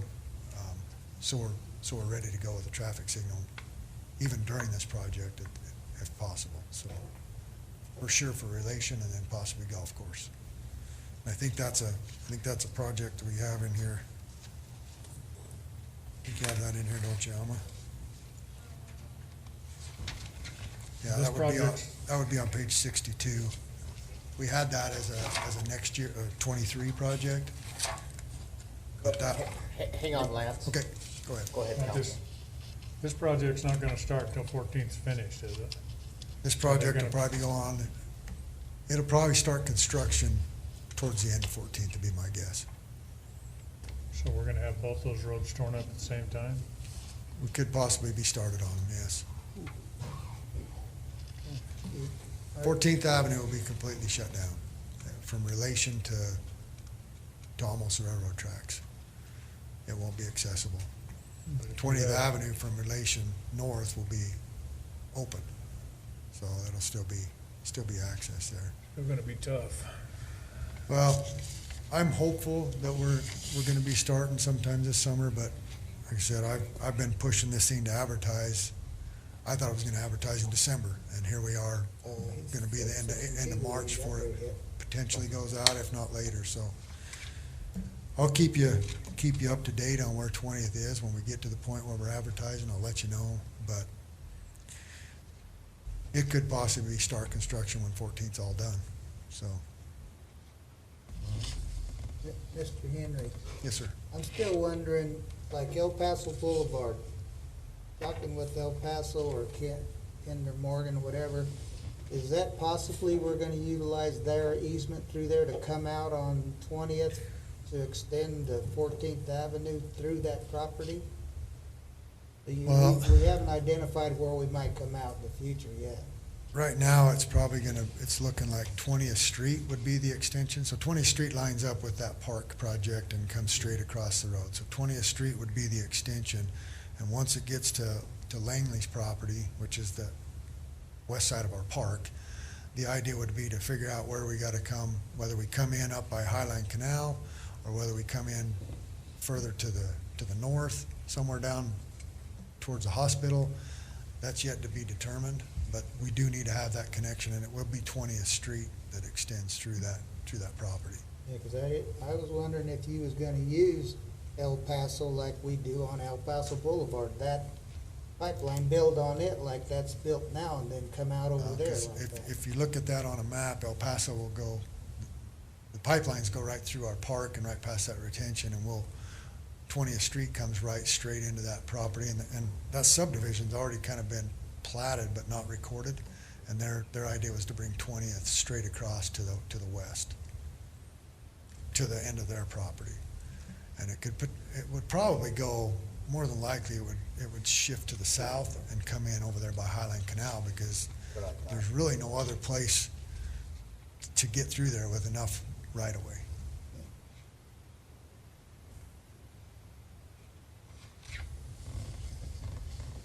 Any other questions on 20th?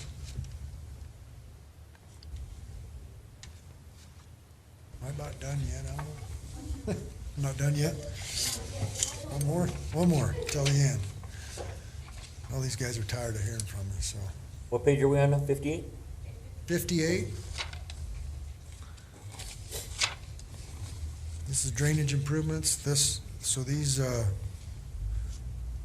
typically have 20,000 in our budget each year for ongoing drainage projects around town. The next 2 years I've put in there 100,000. One would be we actually moved the 10th Avenue from relation to Rose Lane, moved it into 2022, and then the following year would be 2023 would be from Union Canal to 12th Street. That's kind of a two-phase project itself. That would be coming through the middle school property that we've acquired in easement and an area in there for retention area, and then come all the way up to 12th Avenue where some alleys drain into 12th Street, where some alleys drain into 12th Street and collect that water and do away with a couple of issues we have on 11th and 12th for ponding issues. So. I have a question, Lance. Go ahead. Yes, sir. It hasn't been a problem this year because we haven't had much rain, but we've talked for several years now about the drainage issue on the highway by All Reds Insurance, also by CMI. There's some real issues. Have we done anything to alleviate that, or have we looked at it? I've actually got the plans for Highway 70 and 2nd Avenue by All Reds. I've got those. We had that designed. I'm going to advertise that starting next week. We'll get a contractor in to do that. So it's what we found out there at that intersection is those inlets on the highway are tied together, but there's a hole in the concrete about that big between them. So the water is not getting to the bigger pipe that goes under the road. We're actually going to tie that drainage in front of All Reds around on 2nd Avenue, because most of the water comes from 2nd Avenue. And we'll put a great big box on 2nd Avenue right next to All Reds that would collect a lot of the water coming off, most of the water, if not all of it, off 2nd Avenue and get it into that pipe system prior to coming around and ponding up on the highway. And I just actually met with Marty a couple weeks ago and showed him what we planned on doing there and told him it was getting ready to come out. So that one has been addressed. Hopefully that'll solve the big issue we have there. as far as down by CMI, we'll have to just, my goal is to kind of keep addressing things upstream to where hopefully I'll alleviate the downstream problems as we get to them, but we'll hit them a little bit at a time. Any questions on these drainage improvement projects? I'm glad you asked that one.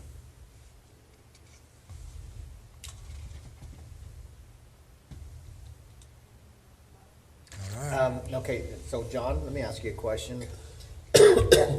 We still have some more stuff to go into.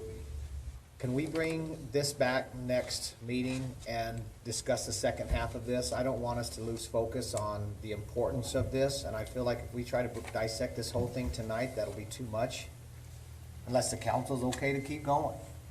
But if you're okay with it, I'd like to bring the second half back. Mayor, Council, I believe that would be okay, right, from a timing perspective? Yeah, I think we could do that.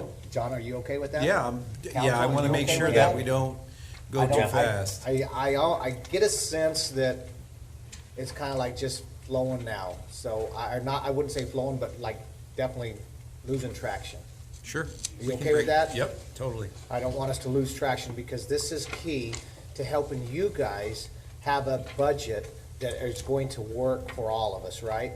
That's the purpose of this. And so I would like to take this a little bit on the slow side. Do you feel, Alma, that we are halfway? About 16 more. Okay, yeah, and I think there'll be some questions on that side for sure. So if you're okay with that, let's bring this back. Seems like a good spot, too, to break with Yeah, utilities coming up. perfect. Yeah. Okay, thank you.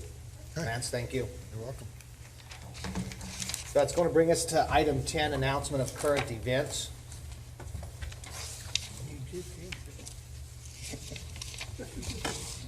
Anybody have anything under current events?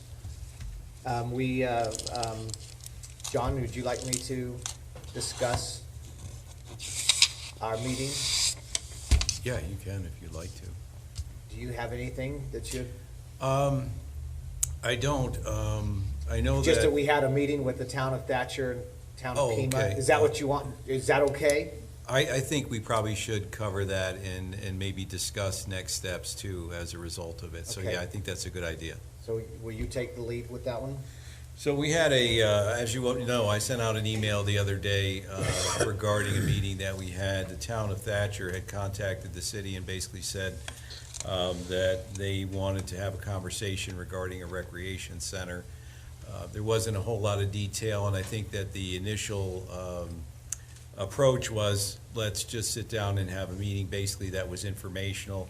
So they originally asked for mayors and managers to go, and so, but they said, you know, they didn't want to notice it, so we kept it under a quorum. So Vice Mayor went and Councilman Lopez went. And so we sat down with EAC, we sat down with Pima, and also with the town of Thatcher. And essentially, we were discussing the future of building recreational facilities in the valley. And so each of the participants had an opportunity to sit there and basically to discuss what they perceived their needs to be. And of course, in the process of doing that, I think we got a sense that the needs were somewhat diverse. Each community had a vision of what their individual community needs were. And then we moved on to the idea of location. I think that it appeared the town of Thatcher had already spoken with EAC to some degree about a recreation center, actually an actual indoor facility. And so that's kind of where the conversation turned at that point of the agenda. And so we basically, you know, the city of Safford discussed our general plan, which was done in conjunction, I believe, with a lot of the area communities. And basically, in the general plan, there had been discussions about locating a recreation center down by the wastewater treatment plant, and there were some other facilities as well.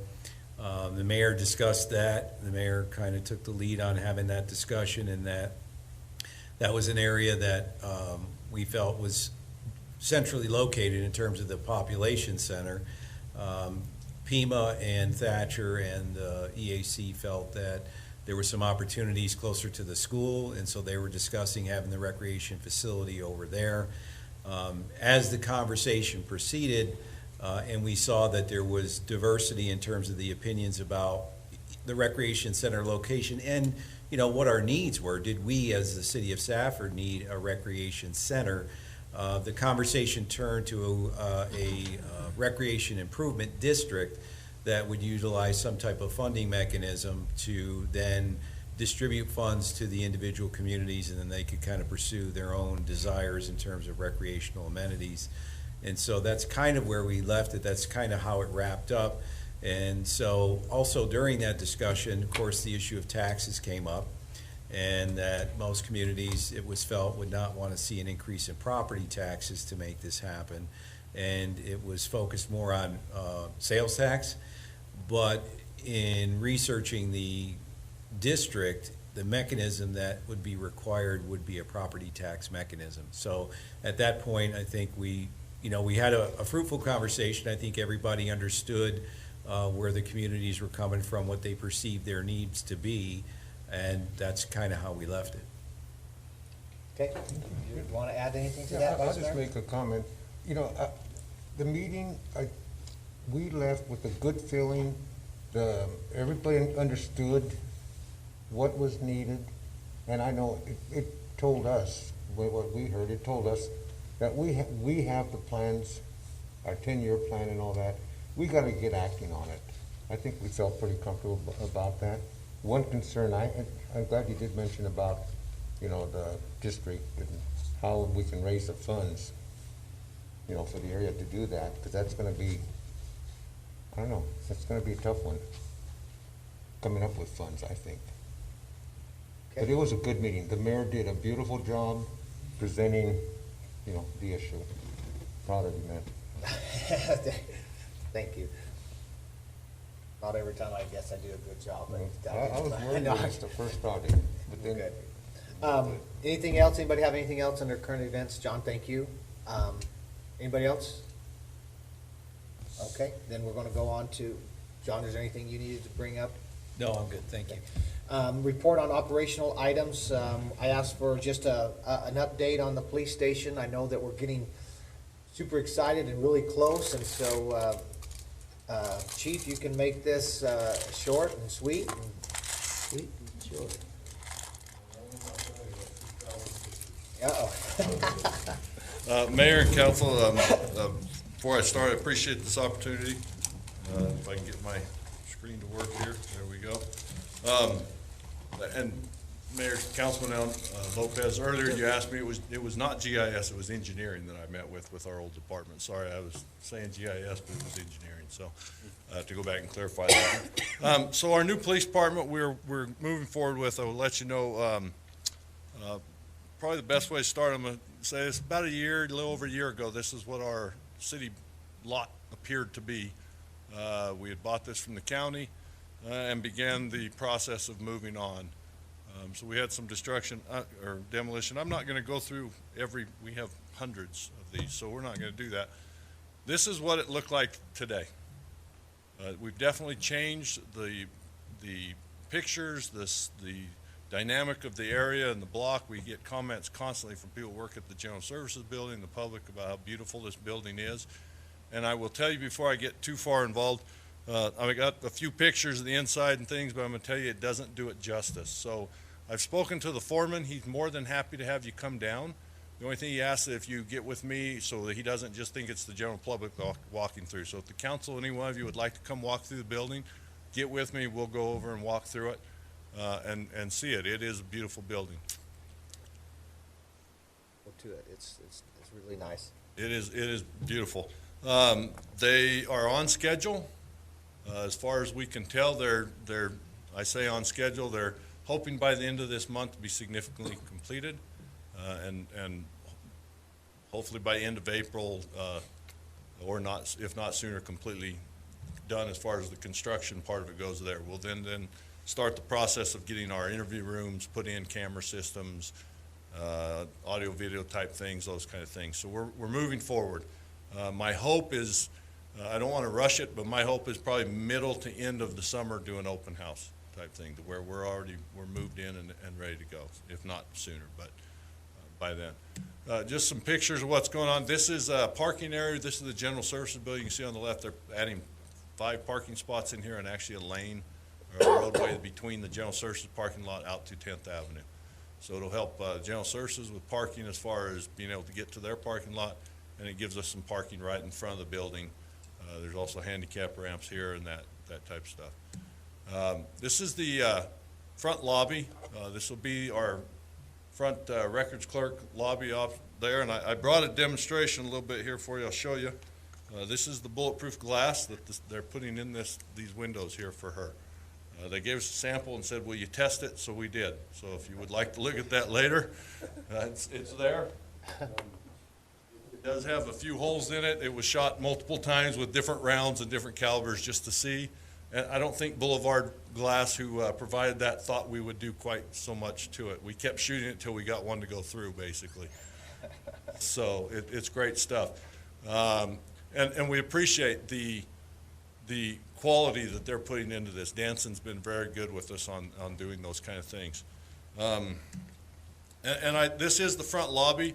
Like I said, the pictures do not do it justice. When you walk in and can look up and see the tongue and groove, this is not doing justice for what this building really shows.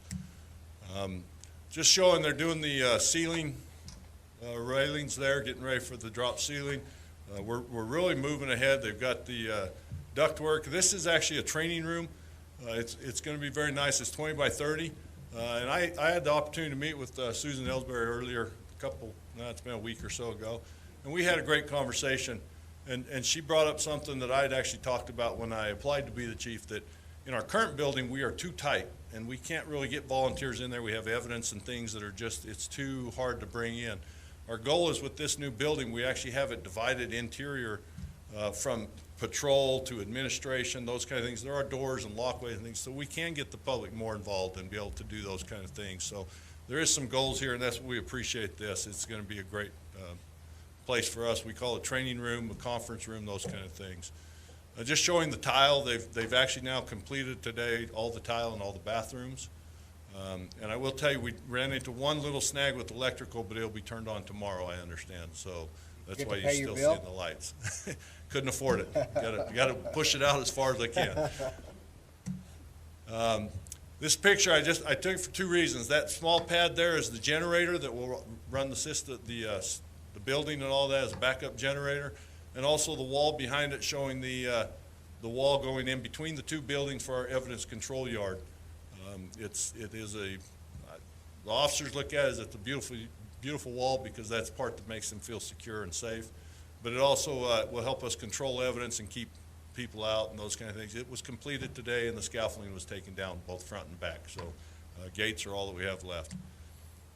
This is just another direction showing the walls they were completed in the area in between the two buildings, where it'll be, like I said, evidence control and also a safety issue for the officers in there. And other than that, like I said, they don't do you justice, and I didn't want to bore you with a lot of pictures and things. We are, as best we can tell, we're on budget, or actually a little below, so they're doing a great job. Danson's construction has been amazing. They have a foreman there by the name of Bill Thomas that has caught a lot of things throughout the build that has saved us a lot of money to having to go back and fix things later, that he's come to me in the morning and said, hey, did you see what they did? Let's go talk about it and see what we need to change to fix it. So it's been a great working relationship with them, and they've done a great job. They're also, what I'd like to point out in this picture, you notice there's quite a bit of dirt area from the road up to the sidewalk. That's also going to add in the number of parking spaces along 10th Avenue there for the public. Any questions? Chief, thank you. Appreciate the update. Thank you very much.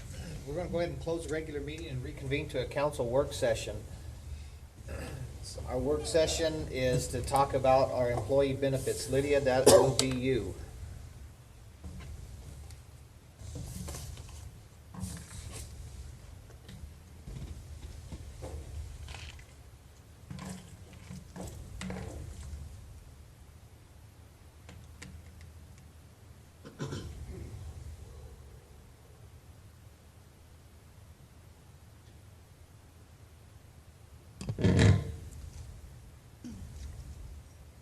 Take just a minute to get connected here.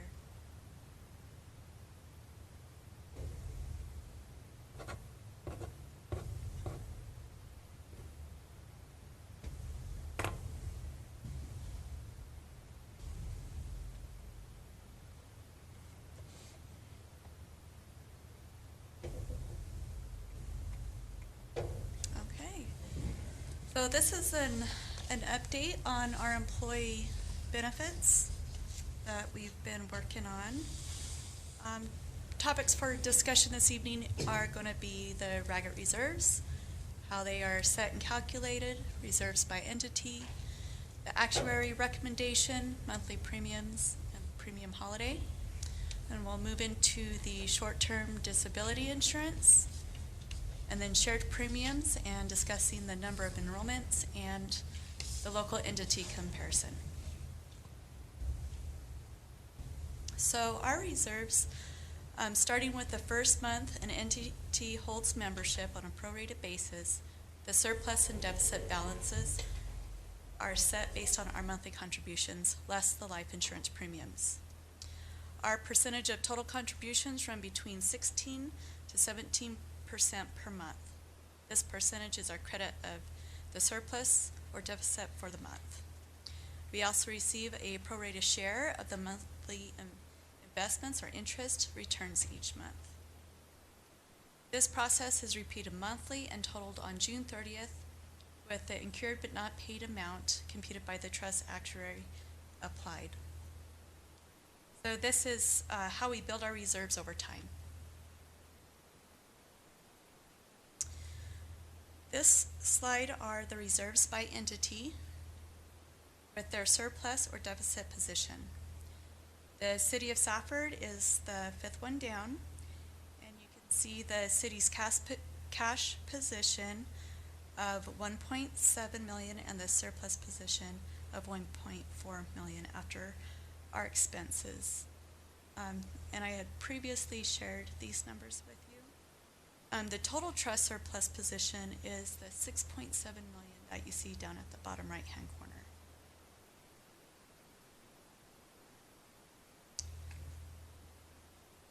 You have a question?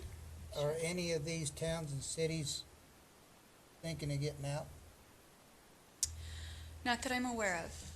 So they may be, and they have to, do they have to redo theirs the same time we do? So it depends on when they signed on with RAGGET, and whenever you renew your membership, like we just did with my last presentation, you can choose for 3, 4, or 5-year membership. So it could vary each year. There were other entities that were up for renewal this year, just like us, and they were renewing as well. But I don't recall any of them exiting. The last one that exited RAGGET was Tombstone. No, I believe it was Tombstone. But their numbers are included in there because they're in that time period where you out of RAGGET. But they're not part of it anymore. No, they were moving out. Moving out. Okay. Any other questions right now? No, because we're one of the largest. We don't want to lose anybody else in this pool or stand alone either. Right. Right. And it was Holbrook, Parker, and Winslow were the first 3 entities that started when RAGGET began, and then we began the next year, and then I think Page followed us after that. And the newest entities that had joined are down there at the bottom, and you'll see that those ones are in a deficit position. It takes time for those reserves to start building.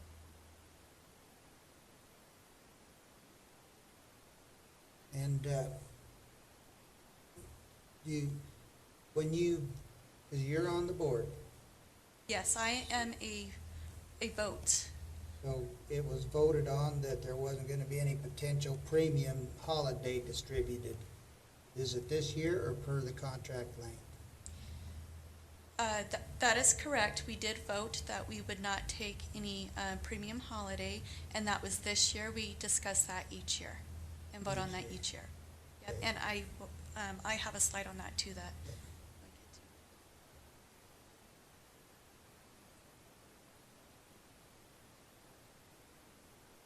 Okay, so the trust actuary recommends that the trust have 5.5 to 6 months of expenses and financial reserves available in addition to the incurred but not paid.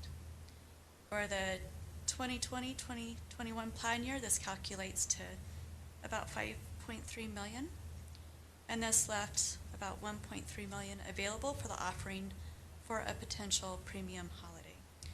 And like I just mentioned, it was voted to not take a premium holiday by the trustees, mostly for two reasons. Our most recent financial performance, we did have some high claims, and uncertainty pertaining to the ultimate cost associated with the COVID-19 pandemic. There are opportunities to adjust the reserves that are set. That 5.5 to 6 months is just a recommendation, and this discussion is made every year by the trustees when we adopt the rates in the premium holidays.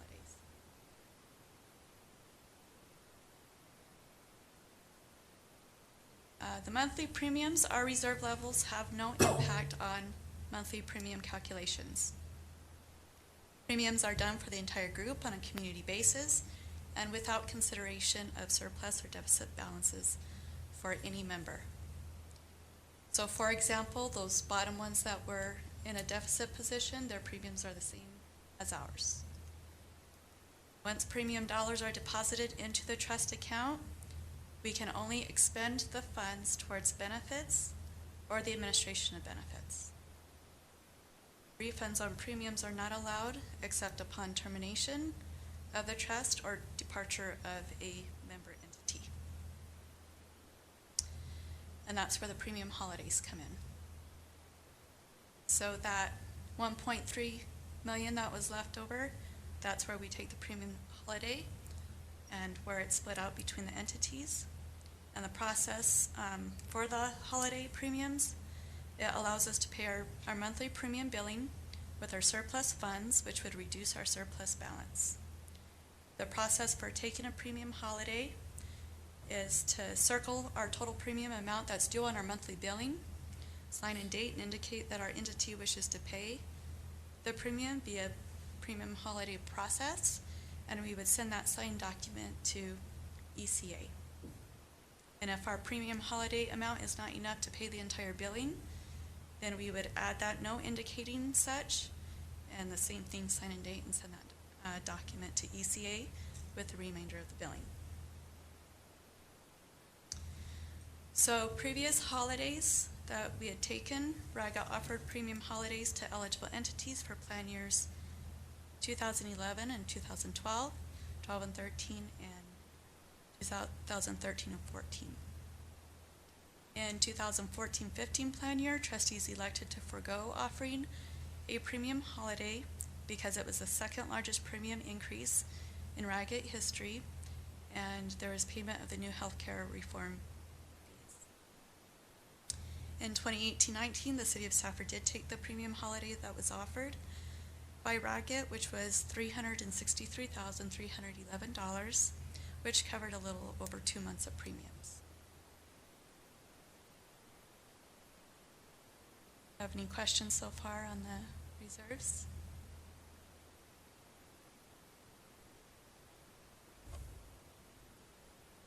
Go ahead and go into the short-term disability benefit.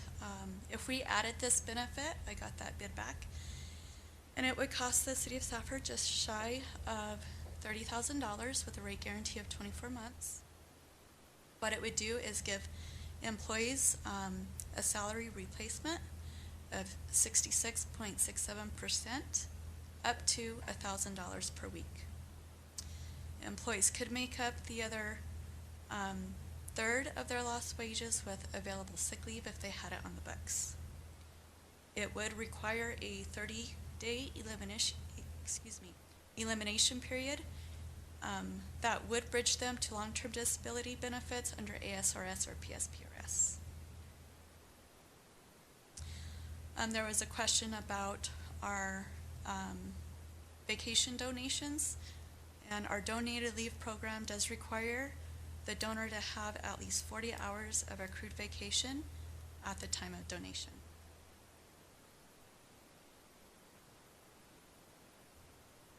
No, our policy only has vacation time that you could donate. And comp time is overtime that is worked, that is earned, that could possibly never even get to comp time. So if you have 1 hour of overtime, you get paid 1.5 times your base rate. If you don't want to take the overtime pay, then you would get 1.5 hours of comp time that you would be able to use for time off in the future. So is it our policy that they can't donate comp time? It is our policy that only vacation time is donated. So that possibly could get changed. I would have to research that and check into it, since it's actual hours worked and overtime that you would generally pay, just to make sure if we could do that. I'd have to check into that.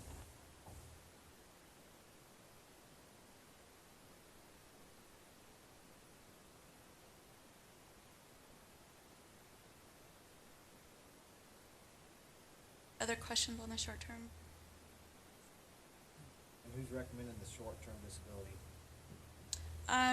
The short-term disability was one of the things that staff had asked for in that employee benefit survey that we did. Some employees don't have enough time for their medical reasons to cover time off of work. We've had some employees experience where they didn't get donations to cover. And whenever there's a situation like birth of a child, a new mother will use her 12 weeks of sick and vacation, usually drains their bank. They'll come back to work early before the 12 weeks, and then they don't have any time on the books for if the baby gets sick or they need any other time for follow-up appointments. It just really drains the banks that they have. So this came from the employee survey that employee responses requested something like a short-term disability. Can you explain the reason for excluding the volunteer fire department on this? Oh, I'm sorry, did I miss that bullet? This benefit with this price actually includes council and our volunteer firefighters. I'm sorry. I think I missed that bullet. Okay, it does include that. It does include, yes. I apologize. Hence, if they could use comp time to donate it, that would help. Yes, it could help. Again, Mayor, members of council, I mean, this is, obviously $30,000 is a chump change, but it is a relatively small expenditure for what could be an unexpected illness or injury, right? So it's a relatively common benefit, and it allows people to bridge that gap between if they don't have their own leave or the leave is not available to get them to long-term disability. So the impact can be fairly significant. And again, having the employees having requested it, again, I think it's important to look into it at that context, because it's an unplanned event that none of us can really know might happen. And so for a relatively small amount of money, it can provide some income for a family if somebody gets hurt and doesn't have the time to bridge that gap. So I think it's an important benefit for a relatively small cost. How many vacation days can you build up a year?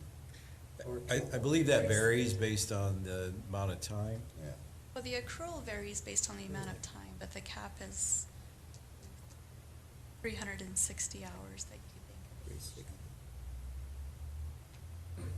Maybe I don't know if this is the proper time to discuss this, the overtime, but it's been one of the things that the men in the trenches, and this is not disrespecting anybody, okay? But the men in the trenches who choose to take on-call services, and we only give them how many hours for being on call? Going off the top of my head. Isn't it I can 1.5? verify. Don't they get It's one- 1 hour a day. Huh? 1 hour a day, Monday through Thursday, and But if I'm not mistaken, Friday is still not considered the weekend. Is it Saturday and Sunday if they take the call? Friday, Saturday, Sunday. So it's I could pull up the policy and. Is it 2 hours Friday, Saturday, and Sunday? Okay, and then how about the, Holiday? no, the holidays? Yeah, so if a holiday falls on a Monday, Tuesday, Wednesday, Thursday, it's still just 1 hour. So we're getting the time off, but you're only giving them the 1 hour on the holiday time. Somebody want to talk, For the chat? Because on-call? I don't understand it. I'm just telling you, that's where probably 90% of the calls of those who take on-call call me and say, hey, will you address this? That's what I'm trying to do. So maybe one of you guys, because I know you hear it just as much as I do. So can you help me out, Lance? I don't know. You tell me.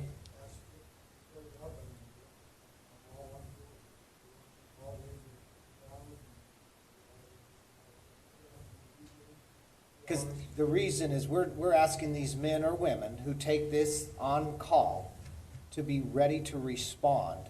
That means they're giving up birthday parties, they're giving up, if they like to drink, they're giving up that. Whatever it is they're giving up something and they're only getting 1 hour. So I don't know. I personally think that we should address that. You guys know what I'm talking about. I don't. They just try to talk to me and they think I know everything and I don't. I know more walking down Main Street and learning from them than what actually happens. So Do you know what their request is? Is it 2 hours on a holiday if it falls on Monday, Tuesday, Wednesday, Thursday? I don't know. I know you guys know what it is. But kick it around in your meeting tomorrow. But it's because they don't get it because they haven't achieved 40 hours in that work week? Is that Something why like they don't that. get it?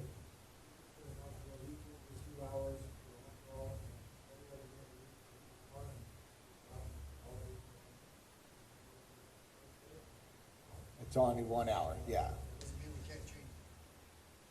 And that happened when we went to 4 days a week. Yeah. Right.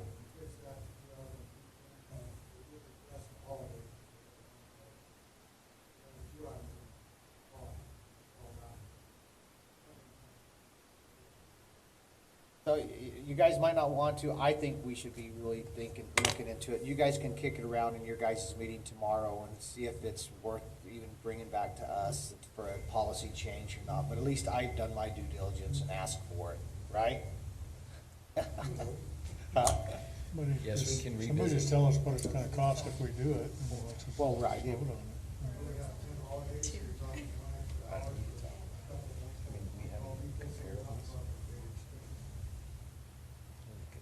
You guys only take 8 holidays.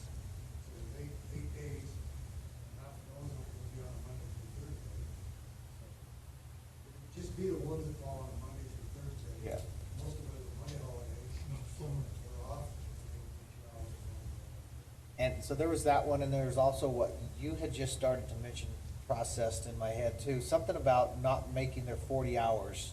Yeah, I thought that was the problem of why. That was another they one weren't that- given it, because they hadn't achieved 40 hours in that week.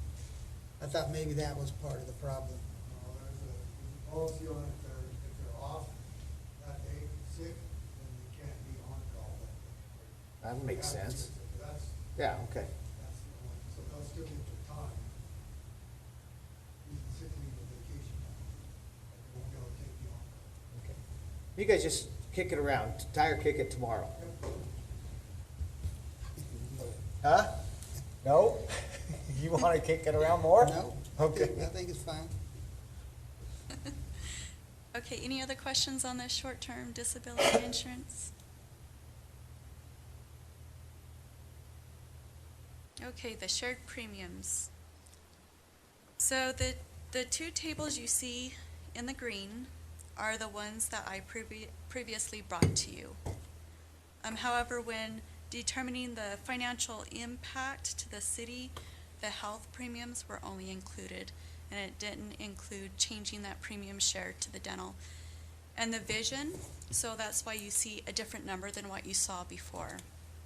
If we stayed with a 90-10 split for the employee-only tier and went to an 80-20 split for all other tiers, our total increase would cost $312,887, and that's with a shared premium increase of $197 to $197,217.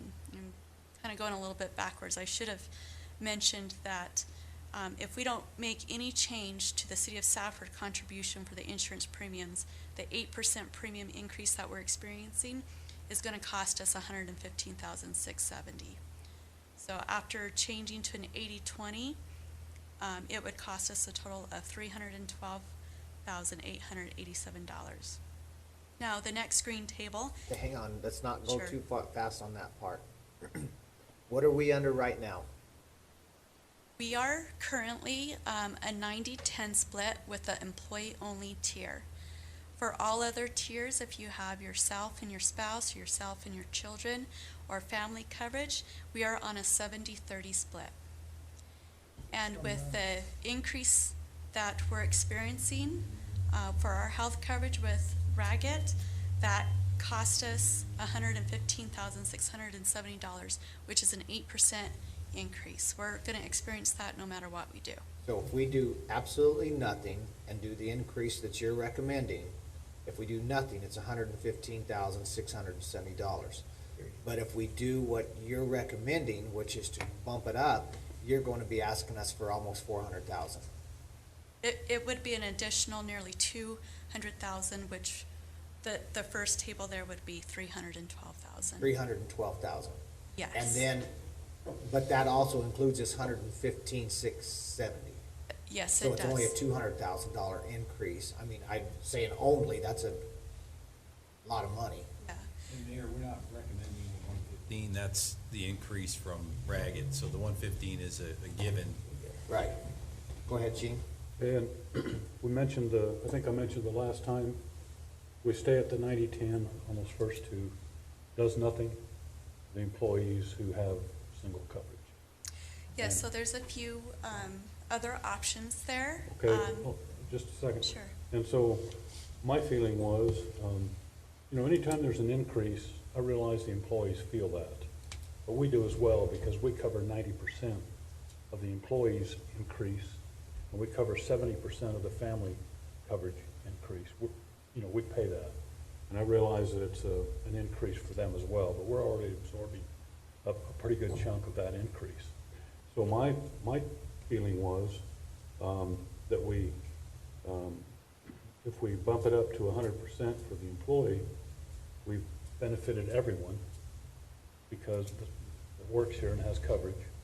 And if we left it at the 70-30, which isn't an option here, I would like to see what that does to our increase.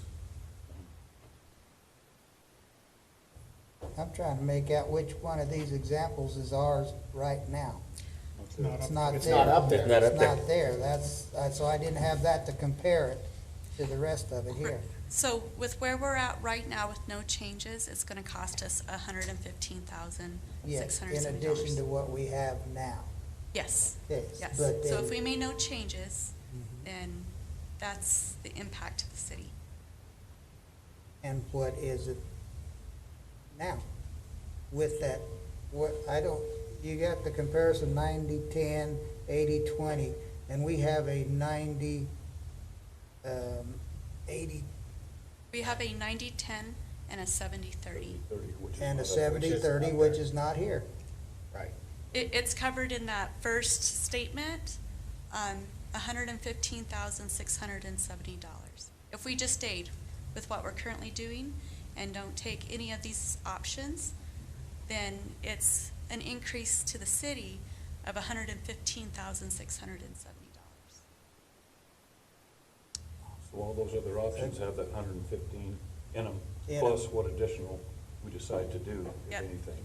Yes. But I would really like to see the 100 and then the 70-30 that we have Yeah. now. I'd like to see what that does. That's what I was getting at. I'm confused enough as it is, and I'm confusing you more, but it's not here to look at. Okay. Hang on one second. I was just gonna try to clarify, these are just increases, Yeah. and the only increase over our current plan is the 8% premium going up. So there wouldn't be anything to show here when you're just showing increases, other than the 115, if I'm understanding it correctly. That's what I'm not. Councilmember Hempel, that is correct, yes. John? Mayor, members of council, we talked about this quite a lot. And the way we approached this, given Councilman Seal's comments was, number one, it becomes very difficult if we try to isolate individuals within a family plan. It becomes very administratively difficult to do. And so I think that the goal is to basically address the need. And so from our perspective, as an individual paying on health insurance, my premium contribution is relatively small. So I feel that most of the employees who are single get a pretty good deal because the impact on their paycheck is minimal. I think where the real impact is and where we probably want to focus is on the family plan, because it is individuals with families where the premium contribution that they make on a regular basis is significant. And so we tended to focus more on these breakouts, and obviously we've given you several options, but again, I would ask that you start with the end in mind. What is it we're trying to accomplish, right? And who is it we're trying to benefit? Now, my sense of this was that you guys wanted to see some options. So it wasn't necessarily that staff was recommending any one of these. The 115 is a given. That's the 8% increase from Ragged that we're going to pay. That's not a choice. And so the idea here was to show you some different options, both for individual and family, but we did stay away from just trying to break out an individual in a family plan and focus more on the plans and the percentage breakouts. And again, as our conversation proceeded, it became very clear that the biggest impact in terms of health insurance costs is on those who have families, because their premiums are quite significant relative to someone who's an individual. So that kind of was the thought process that we went through. And then the examples that you see here try to just simply give you an array of combinations to give you a sense of when we change different parameters, what would the additional cost be? So, didn't we do a subsidy increase in employees to kind of help massage this increase a year ago? Didn't we see this coming down the pipe, and so we opted to increase the salaries of the employees, and it was kind of presented to help offset the insurance, is what it was presented. And then all of a sudden, we're now doing even better than that again. Mayor, Counts, and members of council, again, I don't know that we're necessarily recommending this. Last year's discussion, I think, was twofold, and the conversation regarding salaries was kind of its own issue, but it got wrapped up in the idea of if employees were going to realize an increase in health insurance or in their retirement, then the increase in salaries would offset that cost. And that's always going to be a conversation. Every year you come back, depending on what happens, if an employee, for example, realizes an increase in the state retirement, you try to give raises often that would net that out. So again, and rather than changing percentages where you make all these adjustments and now you have a variety of percentages, sometimes you could say, well, we've got an increase in the cost of health insurance, and therefore our goal will be to increase, if we want to hold employees harmless, you would increase by that dollar amount, whatever that increase was, in the salary, simply to cover the benefits. So again, every year you're going to have this combination depending on what happens, whether it's salaries or benefits. And so last year, I believe, was a combination of the two. And so as we discussed the impact of the increases that we had brought forward, which I think council actually asked us to go farther, and the reason you asked us to go farther was to try to offset some of the healthcare costs. So this year's a new year. We do have an increase in our health insurance that we are going to pay for. And then my understanding, and again, maybe I thought we wanted to see some options in terms of the impact, in terms of changing the percentages. Because I think we had some conversations about, hey, can we do more on the health insurance side, not just the benefit or the salary side to help employees? That's kind of my memory of it. Okay. So, Councilman Seal, you said something about 100%. Could you expand on that? Meaning, because you said something that some employees won't even see anything. So you said something about just making everything go to 100%. Well, if we leave it Yeah, if we leave it at 90-10 for the employee, and increase the amount of our contribution on the family coverage, then a person who has no family coverage doesn't get any benefit. Any because benefit. he's paying the same amount. He's paying 90%, or she, whatever the case may be, is paying 90%. They're still paying 90%, and yet the people that have family coverage are getting Bigger boost bumped or up. something, Yeah. bumped up? And So, that's the reason I brought up the 100% was, that benefits every employee in the city, and that additional funding then, or that additional decrease in their contribution could be used to offset somewhat the family coverage. And as John mentioned, the family coverage is the biggest impact on the employee. But if you look at the numbers, it's also the biggest impact on our budget. right. So, are you suggesting that we have her give us 100% and show us staying where we are, which is the 70? I would like to just take a look at it. I'm Yeah, not suggesting that's what we do. So, But I'd Lydia, like to see- I think we got a side of us that would like to see that. Yeah. Yeah, absolutely. I So in could- other words, to bump it up to 100% and leaving the family where it's at what is it right now, 70? 70-30. 70-30. You know, and so I think that's something that we should look at and, to help us, massage this a little bit more. Sure. No, I absolutely could bring that number back, but if I may also respond with, on the next slide, whenever we look at how the enrollments are, if you only go 100% for the employee only and keep the 70-30, for the other tiers, all of those employees aren't getting a benefit. And they're enrolled, the employee is enrolled with that family coverage as well. And it's about half, it's about equal amounts, employee only and family coverage. And I'll go ahead and jump to that slide. Lydia, can I interrupt and Sure. get clarification on that?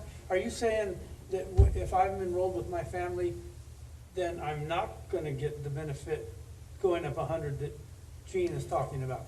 Because I'm not an individual and a family, I'm in with my family. That is correct. So what Councilman Seal is trying to get at is not going to be It wouldn't- accomplished. Yeah, it wouldn't benefit all employees is what it wouldn't do. And that's why I really like the green ones here, because it does give the employee-only tier additional help with those premiums, but it also includes the other tiers as well. For example, the second orange. It does, but. I'm sorry. That's okay. Gee, does that make sense? I didn't get it until she said that. It doesn't make sense to be honest with you, but I'm not familiar with how it works altogether. Because I know each of us pays, so if I had family coverage, I don't pay an amount for me, and then family coverage is in addition to that? No, the total premium for family coverage, the employee pays 30%. They don't pay 90% for themselves and then 30% for all their dependents added. It is a true 70-30 split. But we have it at 90-10 and then 70-30. So how do we come up with the 90-10 if it's for the individual? If it's not That is figured wrapped individually. in, if we separate the employee on a family tier to pay 100% of them. Is that what you're asking? That would be a flat amount and then a percentage on top of that, which would be the point that John was making. It would be an administrative nightmare to do. But we're showing 90-10 now, and that's what we're based on now, 90-10 to 70-30. Right, but in that 70-30, if you break out the employee that's enrolled in that family coverage to a 90-10 and the rest of their dependents, on a 70-30 split, that would be the difficult part to manage. So, If I could show so you. this Hang on, is, hang on, hang on. so this is a 90-10 or a 70-30. It's or, it's not this and this, it's or. Right, and if I could show you a different document, I actually broke this out on what it would. Correct. 90-10 It- versus I the individual and the others. understand. the rest. Okay, now, hold It's your not a thought. part. Okay. It's not a part. Councilman Hemphill wants to chime in. Well, I just wanted to clarify, the only way every employee is gonna get a benefit is if we increase both the individual premium and the family premium. Yes. The only way every single employee will get a boost is if we increase both. Yes, that is correct. Okay. All right, now go ahead with what you were looking up. To my connection here, to switch. Oh, it's just my desktop? Because they're not split apart.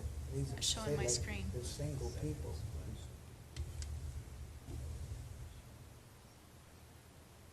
This 90-10 here. There's a 90-10, 75-25. Confusing. Yeah, 90. I had no idea that's how it worked. They don't have individual status. It makes when total they have sense now, family, but I they're don't in know the how to- family, wouldn't know how to 70-30. They explain don't it get anymore. it. It makes sense to me now. I'm getting it now. It's an or. I thought it was, I thought They it was don't split get the out. 90-10, and then the family itself is, So if we do what Gene I know what you're saying, that, if it Then worked. the that family way, gets nothing. Don't seem to, according to her. Well, I do. If we go his route, because I only have Down me. here, they're showing But an that, employee with family gets there's only 49 of them. Bring it bigger. There's only 49 of them at 90-10. Everybody wins or everybody loses. We've had this discussion. So Lydia, and while Yes. you're trying to jack with that, or IT is, you said you like the green tiers. You like the 90-10 and the 80-20, or the 90-10 and the 75-25. And we have, you know, I have to the left of me, I'm trying to understand, and I got to the right of me, I'm trying to understand, and so I'm like, I'm just like, okay, you know.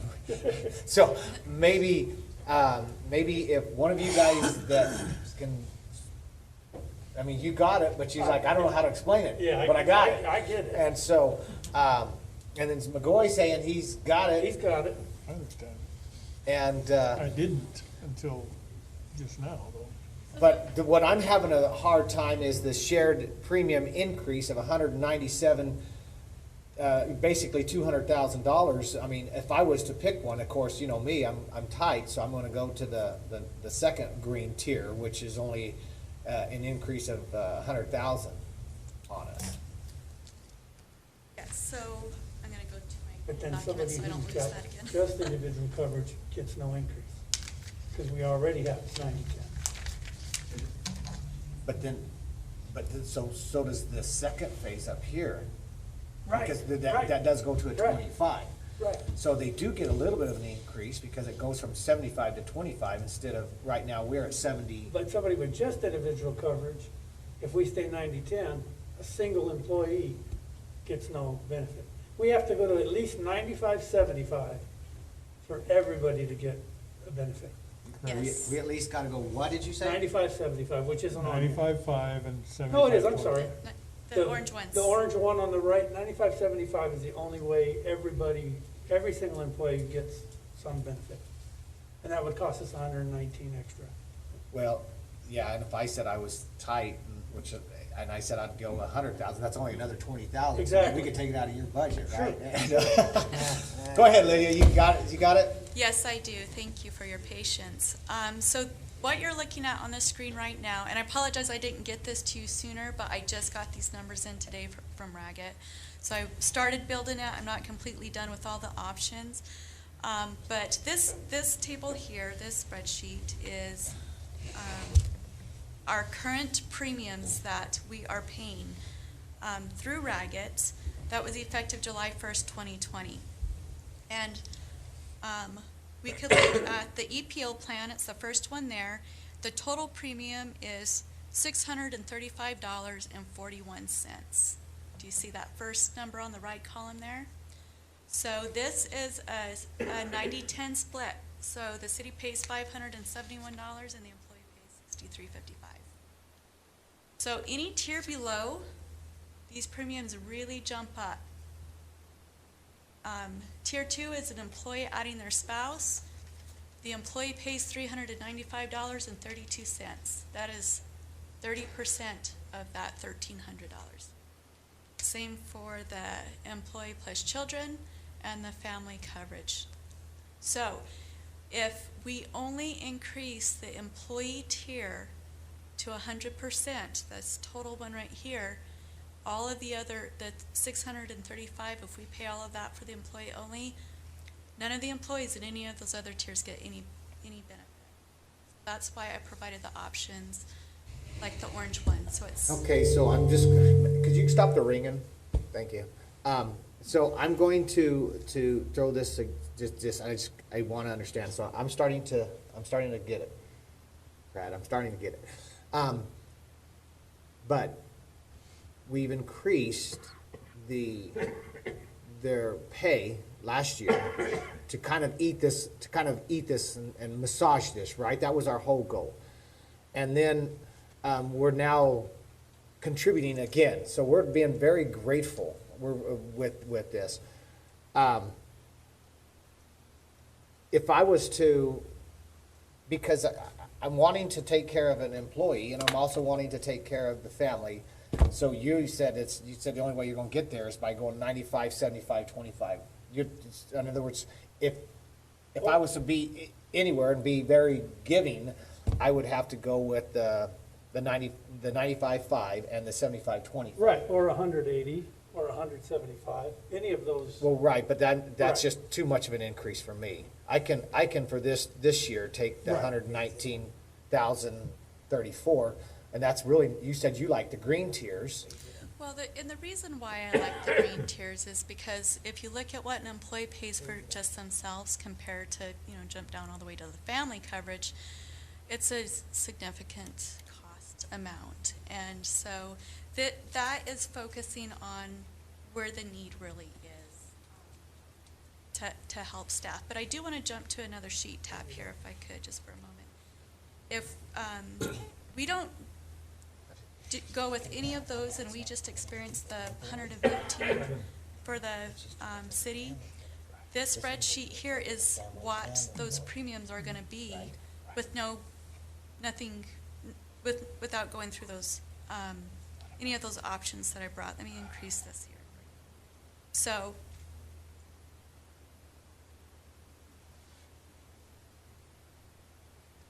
effective July 1, 2021. So see how our current is $63.55 for an employee only? It's going to jump to $68.45 for that employee only. So these are your new premiums starting July 1st if we make no shared premium changes.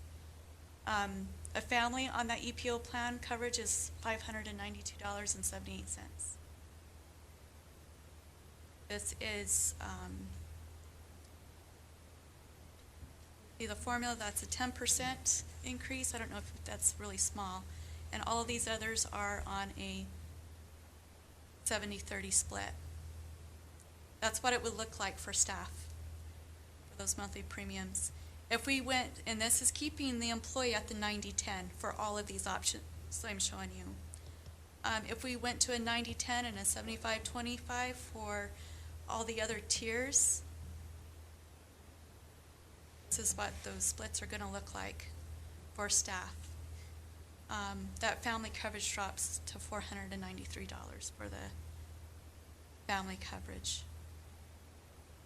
And if we went to an 80-20, which is more generous, it would be $395.19 for that family coverage.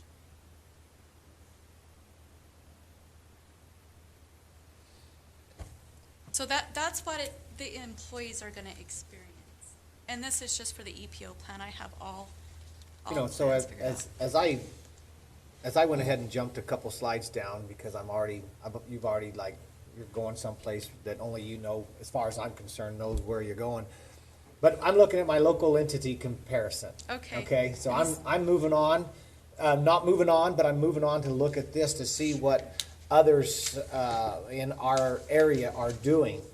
And so to help me get back to my percentage that I want to, let's go through that, the local entity comparison. You're saying the town of Thatcher, they pay for everything, employee and family. That is 100%. That is correct. Are you guys okay with me not having it up there so I don't lose it I again? just, Go ahead. again, I'm pretty dense. Go ahead. And, I'm understanding kind of what you're saying, but as I look at your slide there, on every one of those, you have an employee-only coverage. Let's take the top one, $68.45. Okay. So in tier 2, the employee and the spouse are included. In tier 3, it's the employee and children. But in every one of those cases, there's the employee. And we already know what the employee pays. So if we went to 100%, that would reduce his contribution by 68 cents in every one of those because he's included in each one of those tiers. It says employee and. So if we know what the employee pays because we see it right there. And if we went to 100%, then that employee would be deducted out of that employee and spouse and employee and children. Is that wrong? Yeah. I just don't think that's how it works. I know exactly what you're saying. I know what you're saying. But that's just not how it works. Yes, I understand what you're saying as well, and I agree with Councilmember Humphrey. It would be difficult to manage that on an administrative side, to break those, all of that out.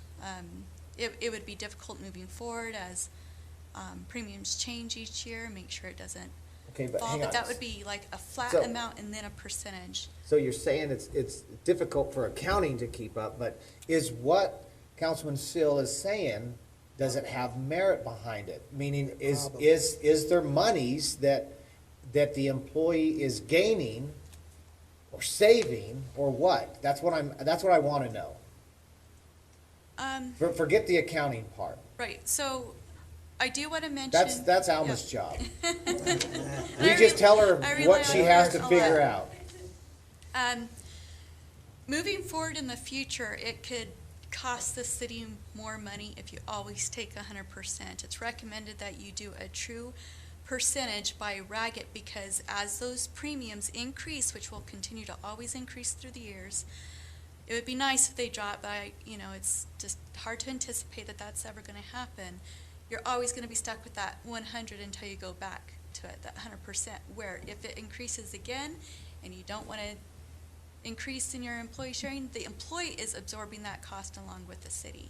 It's cleaner and easier if you just have a true percentage straight across for each tier. Is it possible? It's I get that, possible.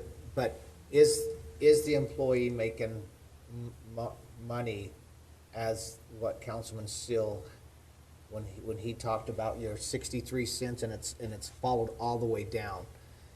Is Can I that? jump in? Yeah, go ahead, jump in. Well, I think what Councilman Seal's saying, and again, it makes sense, but I just don't, I know you're saying that's not how it works. If we 100% to the employee and save them $68, Councilman Seal's wondering why the 284 isn't reduced by $68. And the 259 isn't reduced by $68, and the 395 isn't reduced by $68.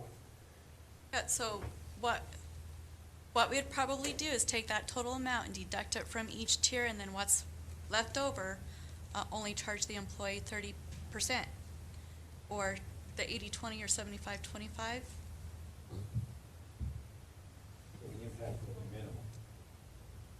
If you're subtracting out the employee and then applying the same percentage, it's minimal. It's almost insignificant. Mayor and Council, I would like to just speak to one thing. So first of Down all, on your tippy toes. I do understand what the question is, and I do understand what you're asking to do.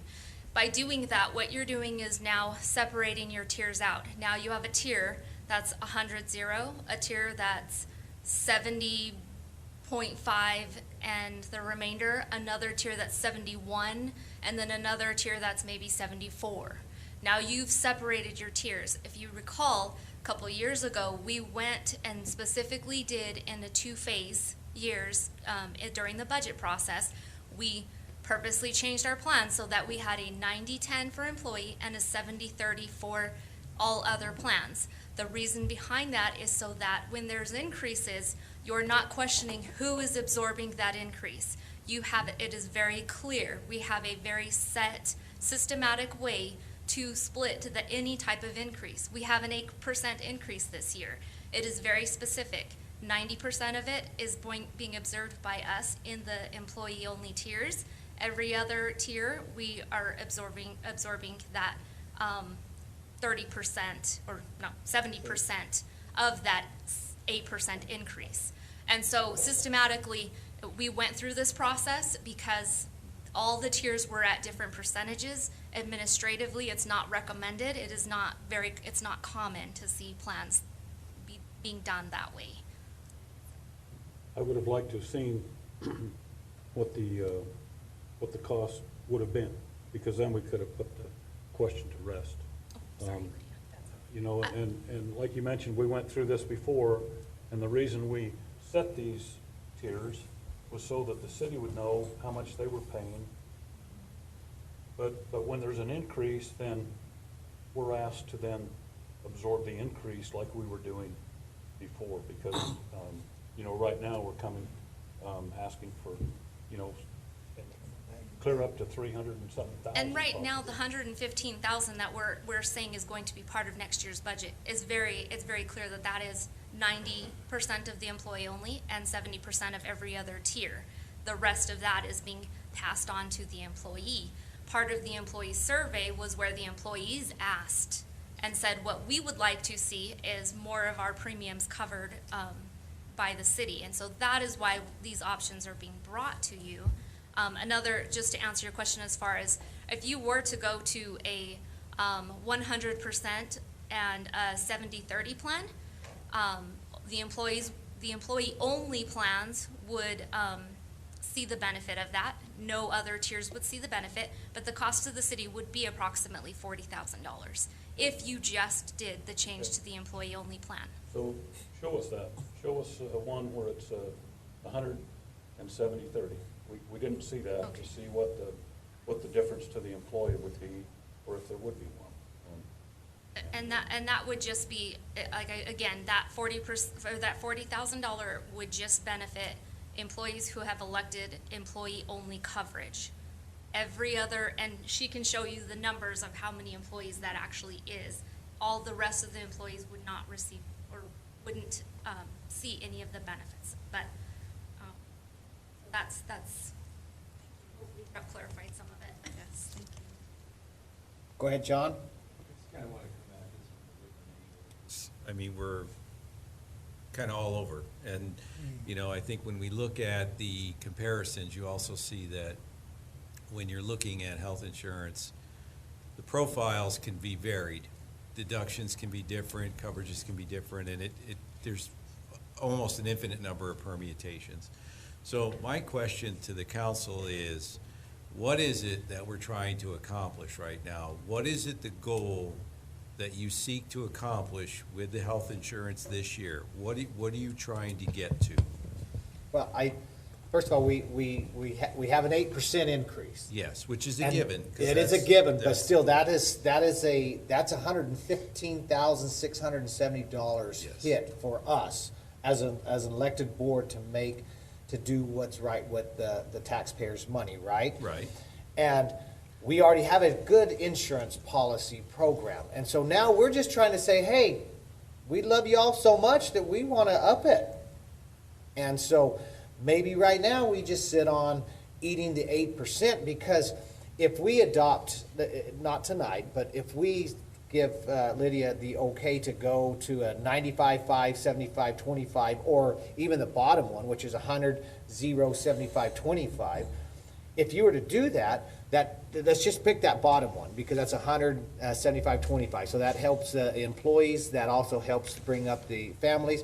That's $139,460 increase today that could be forever, because as that percentage grows, that percentage will grow as well. Yes, it will. And so that number will never stop. So where is that stopping point? And so I think that we need, I mean, because now we're looking at adding this short-term disability that's costing us $30,000.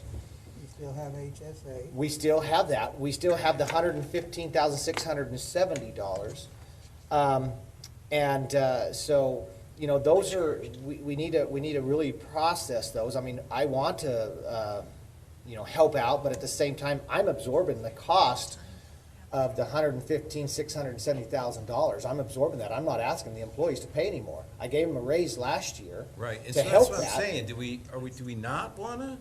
I mean, I'm getting, it's like mixed, like, it's like, let's look at. I being- guess, John, if we had the other number in front of us, then let's bring that back next week, or not next week, but at our next work session, or if you're ready to make this happen, that we need to discuss it one more time. I think we'll have a little bit better understanding had we had that tier of what Councilman Seal had asked for. If we have that there, to see that. If I was to lean today,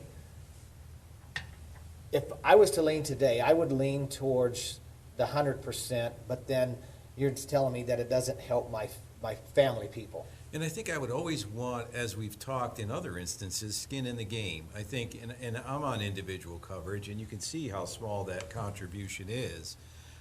Maybe you need to get sick more or not. I would always want to see employees making some contribution to their health insurance. That's me. Okay. Right? I wouldn't want anyone to just have a free ride, especially if you look at the tiers.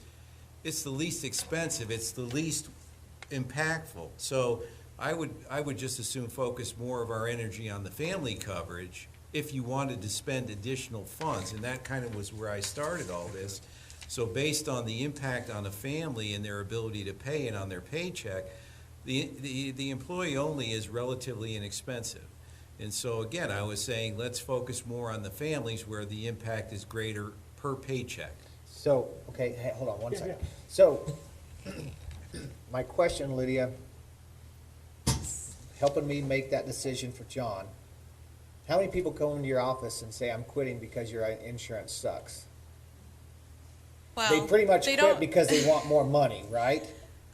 Be honest with me. The majority of employees that leave us are leaving for other employment, and we do Which is- exit interviews now, and we ask them, you know, how satisfied were you with your pay, with your benefit, your department head, your frontline supervisor, you know, all of those questions. And well, first of all, it's voluntary. I don't require them to fill it out. I want them to feel comfortable, so we don't get it with all of them. But the majority of reason why they're leaving is because another benefit, and a lot of times they say better pay. I don't hear a whole lot with benefits. That's the reason why we leave, right? Freeport offered me $5 more an hour, I'm gone today, right? Yeah, and Hello, it's no they're, brainer. you know, if you look at that local entity comparison, they Right, have that's- some plans options that are significantly. Okay, perfect. Now, Brad, Well, that's where I was headed as well. We're gonna get to the Yeah, local the entity local entities. comparison, but to answer John's question, I would hope that we're also trying to accomplish being competitive. right, that's, And also responding to the requests that are brought to us from staff. right. If you're gonna do surveys asking for, short-term disability and increases in, Family. then that to me is what I'm hoping to accomplish from where I sit. Okay. And my comment all along, as a teacher for 27 years, seemed like every raise I ever got just covered my Insurance. It was never a raise. So for me, this might have been an opportunity to see last year's raise actually come into somebody's paycheck. If we could respond to this request now. Just to answer John's question of what are we after? If you were to take a poll, John, you'd probably be 60-40. In terms of, I don't know. we got too many You'd have to read percentages between already. the lines on that one. Let's talk about the local entity comparisons. Town of Thatcher, they pay for both. They pay for everything. How many employees do you think they have? Oh, I have. Arnold, can you help me out? Probably 50. Probably 50. So that's not even comparable to 138. Right? No. No? Only a third. All right. So we don't lose any They have- employees to. And it's private insurance, they're not part of this. Okay. Graham County Electric Co-op, I mean, they kind of play in some of our same game. What are they doing, Lydia? So Graham County Electric terrible. Co-op, for the medical, the employer pays 100% of the first $500 of the premium, and then half of the remaining amount. So they're doing a flat dollar, then a percentage. Okay, which I'm is asking, French to please me. don't do that to us. Don't do that to you? But what does that mean? Tell me what that means, because I don't. Taking that flat dollar, that 100% for that employee-only coverage, and then covering half of all the other amount that follows for those other tiers. That's what that's doing. Which I still don't get, but okay. And they Taking ours to 100-0 for the employee and 50-50 for the family. 50-50. 50. That's what I would be doing. All right. And the co-op's deductible's probably 10,000. Well, that's a whole other conversation Yeah, on okay. how the plans pay. Okay. Yeah, That's an important part of the conversation. that's an important, they, Wait. $10,000 deductible, that's pretty difficult on an employee in 1 year, so their thing, terrible. Okay. And so dental vision is 100%. What is ours? Do we pay 100% dental vision? Dental It's vision? the same split for the tiers for all the So- benefits. For dental vision, it's the 90-10, 70-30. Yeah, Okay. but okay. that's such a small amount that it's Okay. almost insignificant. Yes. So truthfully, from what I'm understanding here, really,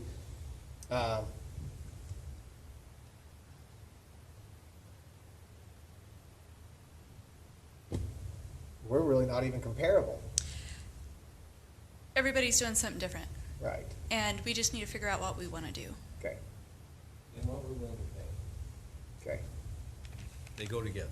I think bring back the item that was asked for, or send it to us in an email, but I think there needs to be some discussion on it. If I was to lean towards anything tonight, I'll just give you my direction. I would lean towards, I still don't quite understand it, but I would lean towards 95, 75, 25. It's about all I would be able to massage tonight. I couldn't do I'm sorry, it's not yours, but I couldn't do the top green tier. That's an increase of $200,000. By the time we're all said and done, it's 313,000. That's a good chunk to chew off right now. Because I'm also worried about what's going to happen from here on out. Or if your employees aren't being affected too much who doesn't have the family coverage, which I don't know what that percentage is, and I don't want to single them out, but nevertheless, my next tier would be the 90-10, 75-25.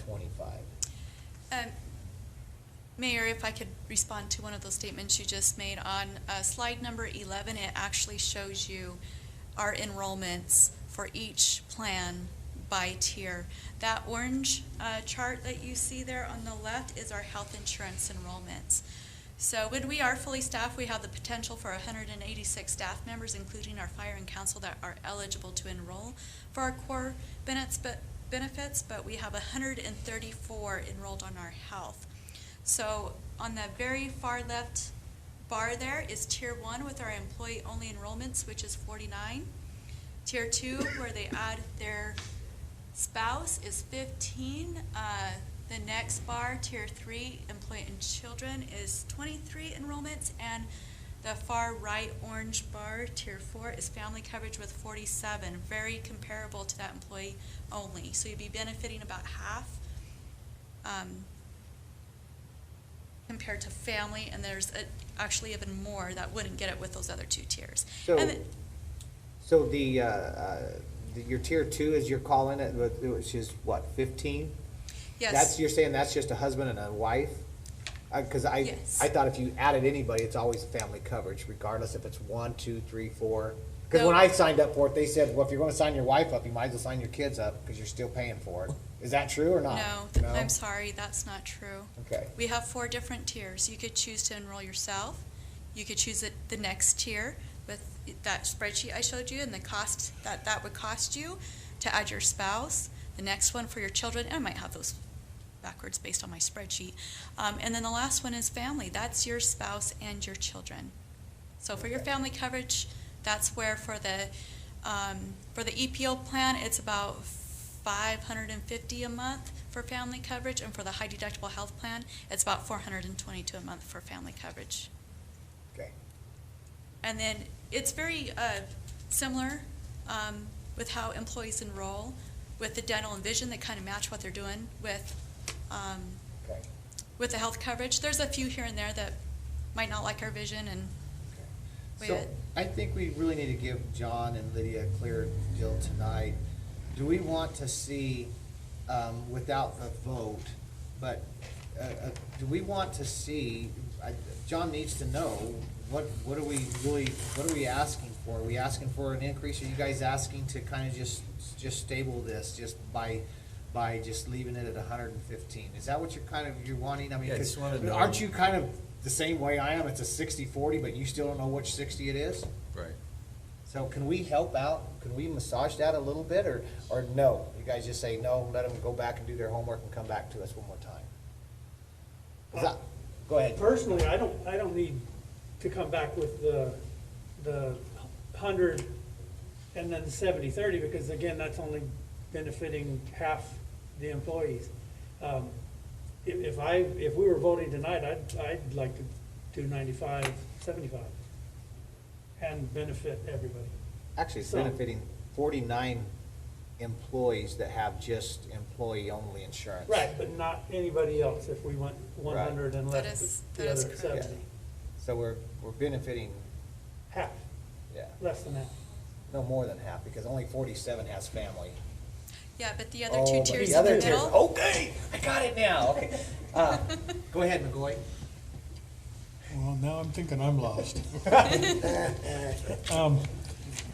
When we went through this last time and we went to the 90-10, and now we're trying to help everybody not feel the crunch, and we're bumping up some more, I mean, how are we gonna follow this next year? And the next year? I mean, Give them a raise.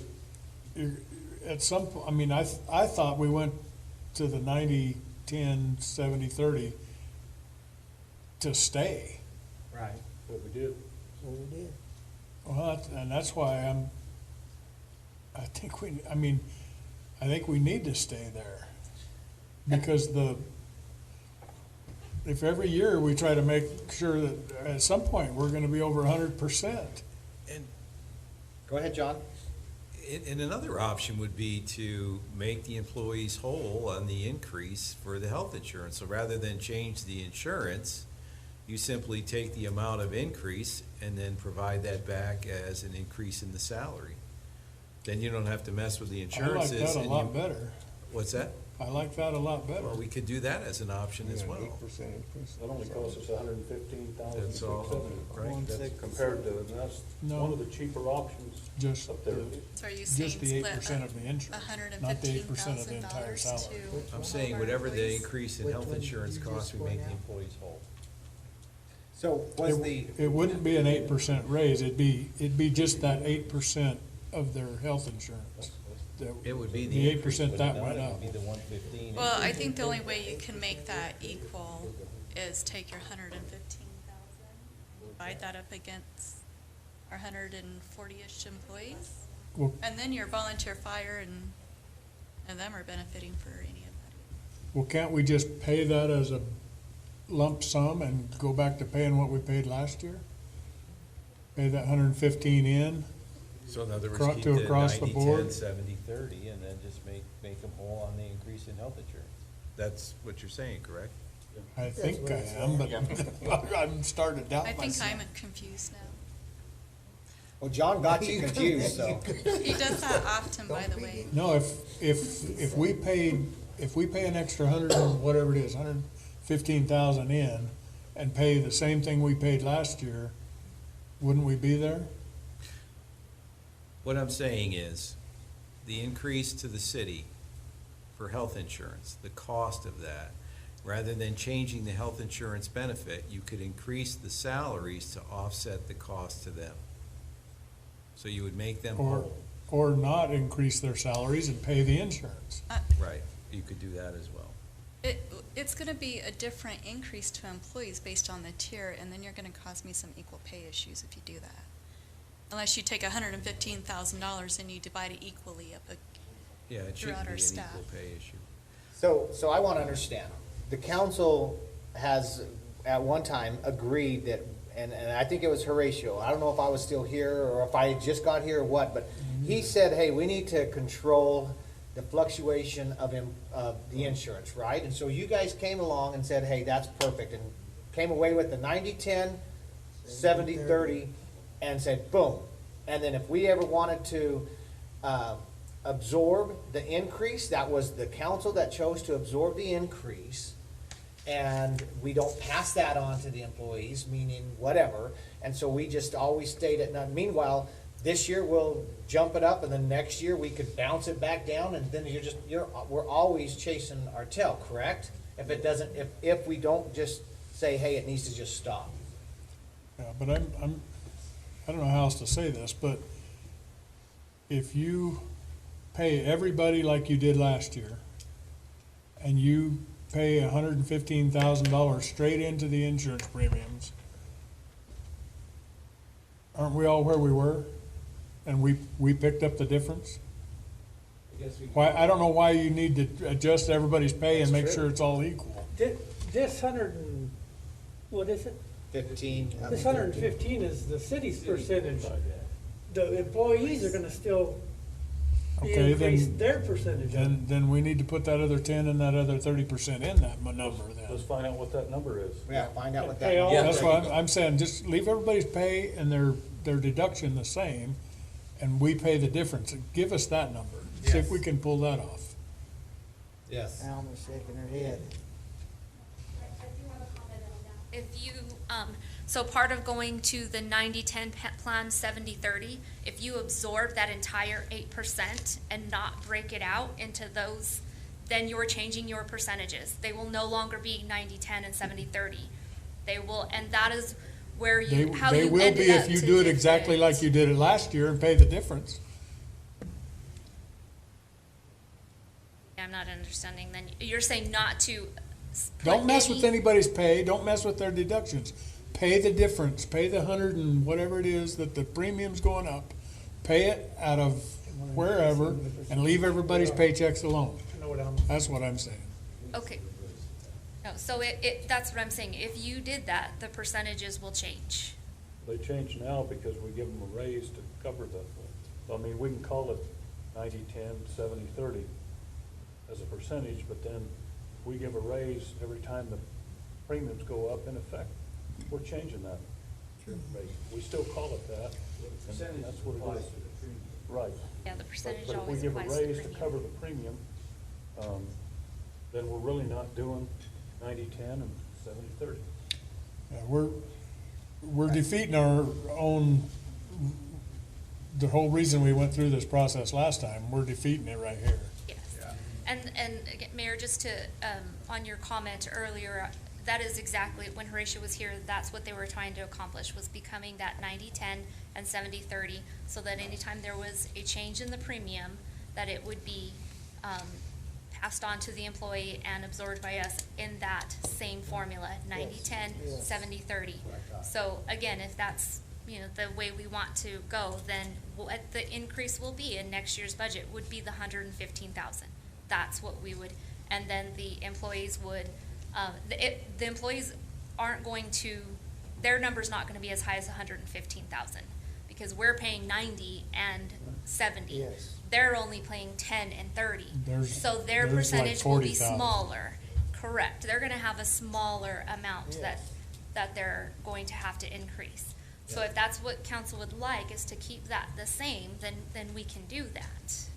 And we can bring the numbers back that way, and we can show what 115,000 is our increase, we can bring back a number that says this is what the employee's increase would be, and you can see that comparable, because that's part of it as well. Okay. I like to see that. All right, are we good? No. Those are the We're numbers. good we for don't now? have. So Yes. those are things you guys will have to bring back, okay? Liddy, do you need any more clarification? I don't think so. I think we've got it. Okay. She can tell we don't know what we're Don't- talking about. Yeah. One thing is, with our next council meeting, to bring that back, I have to have, our numbers back to Raggett with the short-term disability, if we're gonna go with that, and if we're gonna change our premium increase by March 9th, because they have to write that into our online portal. By and March 9th or April? I'm sorry, March 19th. It's like 2 weeks, is it 2 weeks? Because they've got to write it into our online portal, and they're preparing our open enrollment materials. We've got open enrollment already scheduled. So can we have send it by a email, quick or- meeting to discuss this sometime this week? Would that be good, or first of next? Next Monday night? Next Monday night? Do we do a next Monday night meeting? Gene, is that okay? Arnold? Yes. Everybody? Monday night?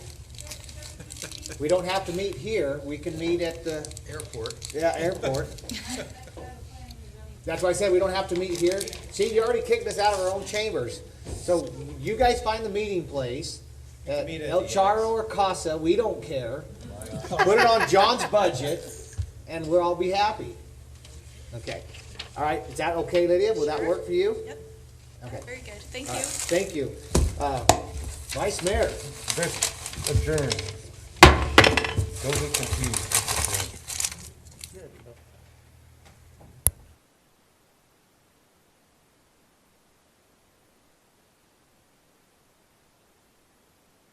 See, I'd like to see what it does to You're not a nutty. a $7,000 employee with single, a $7,000 employee with a wife on, and what it does to one with a family, and then a 21,000 and a 42,000 You and know what, and eventually, we're not gonna be able to afford anything.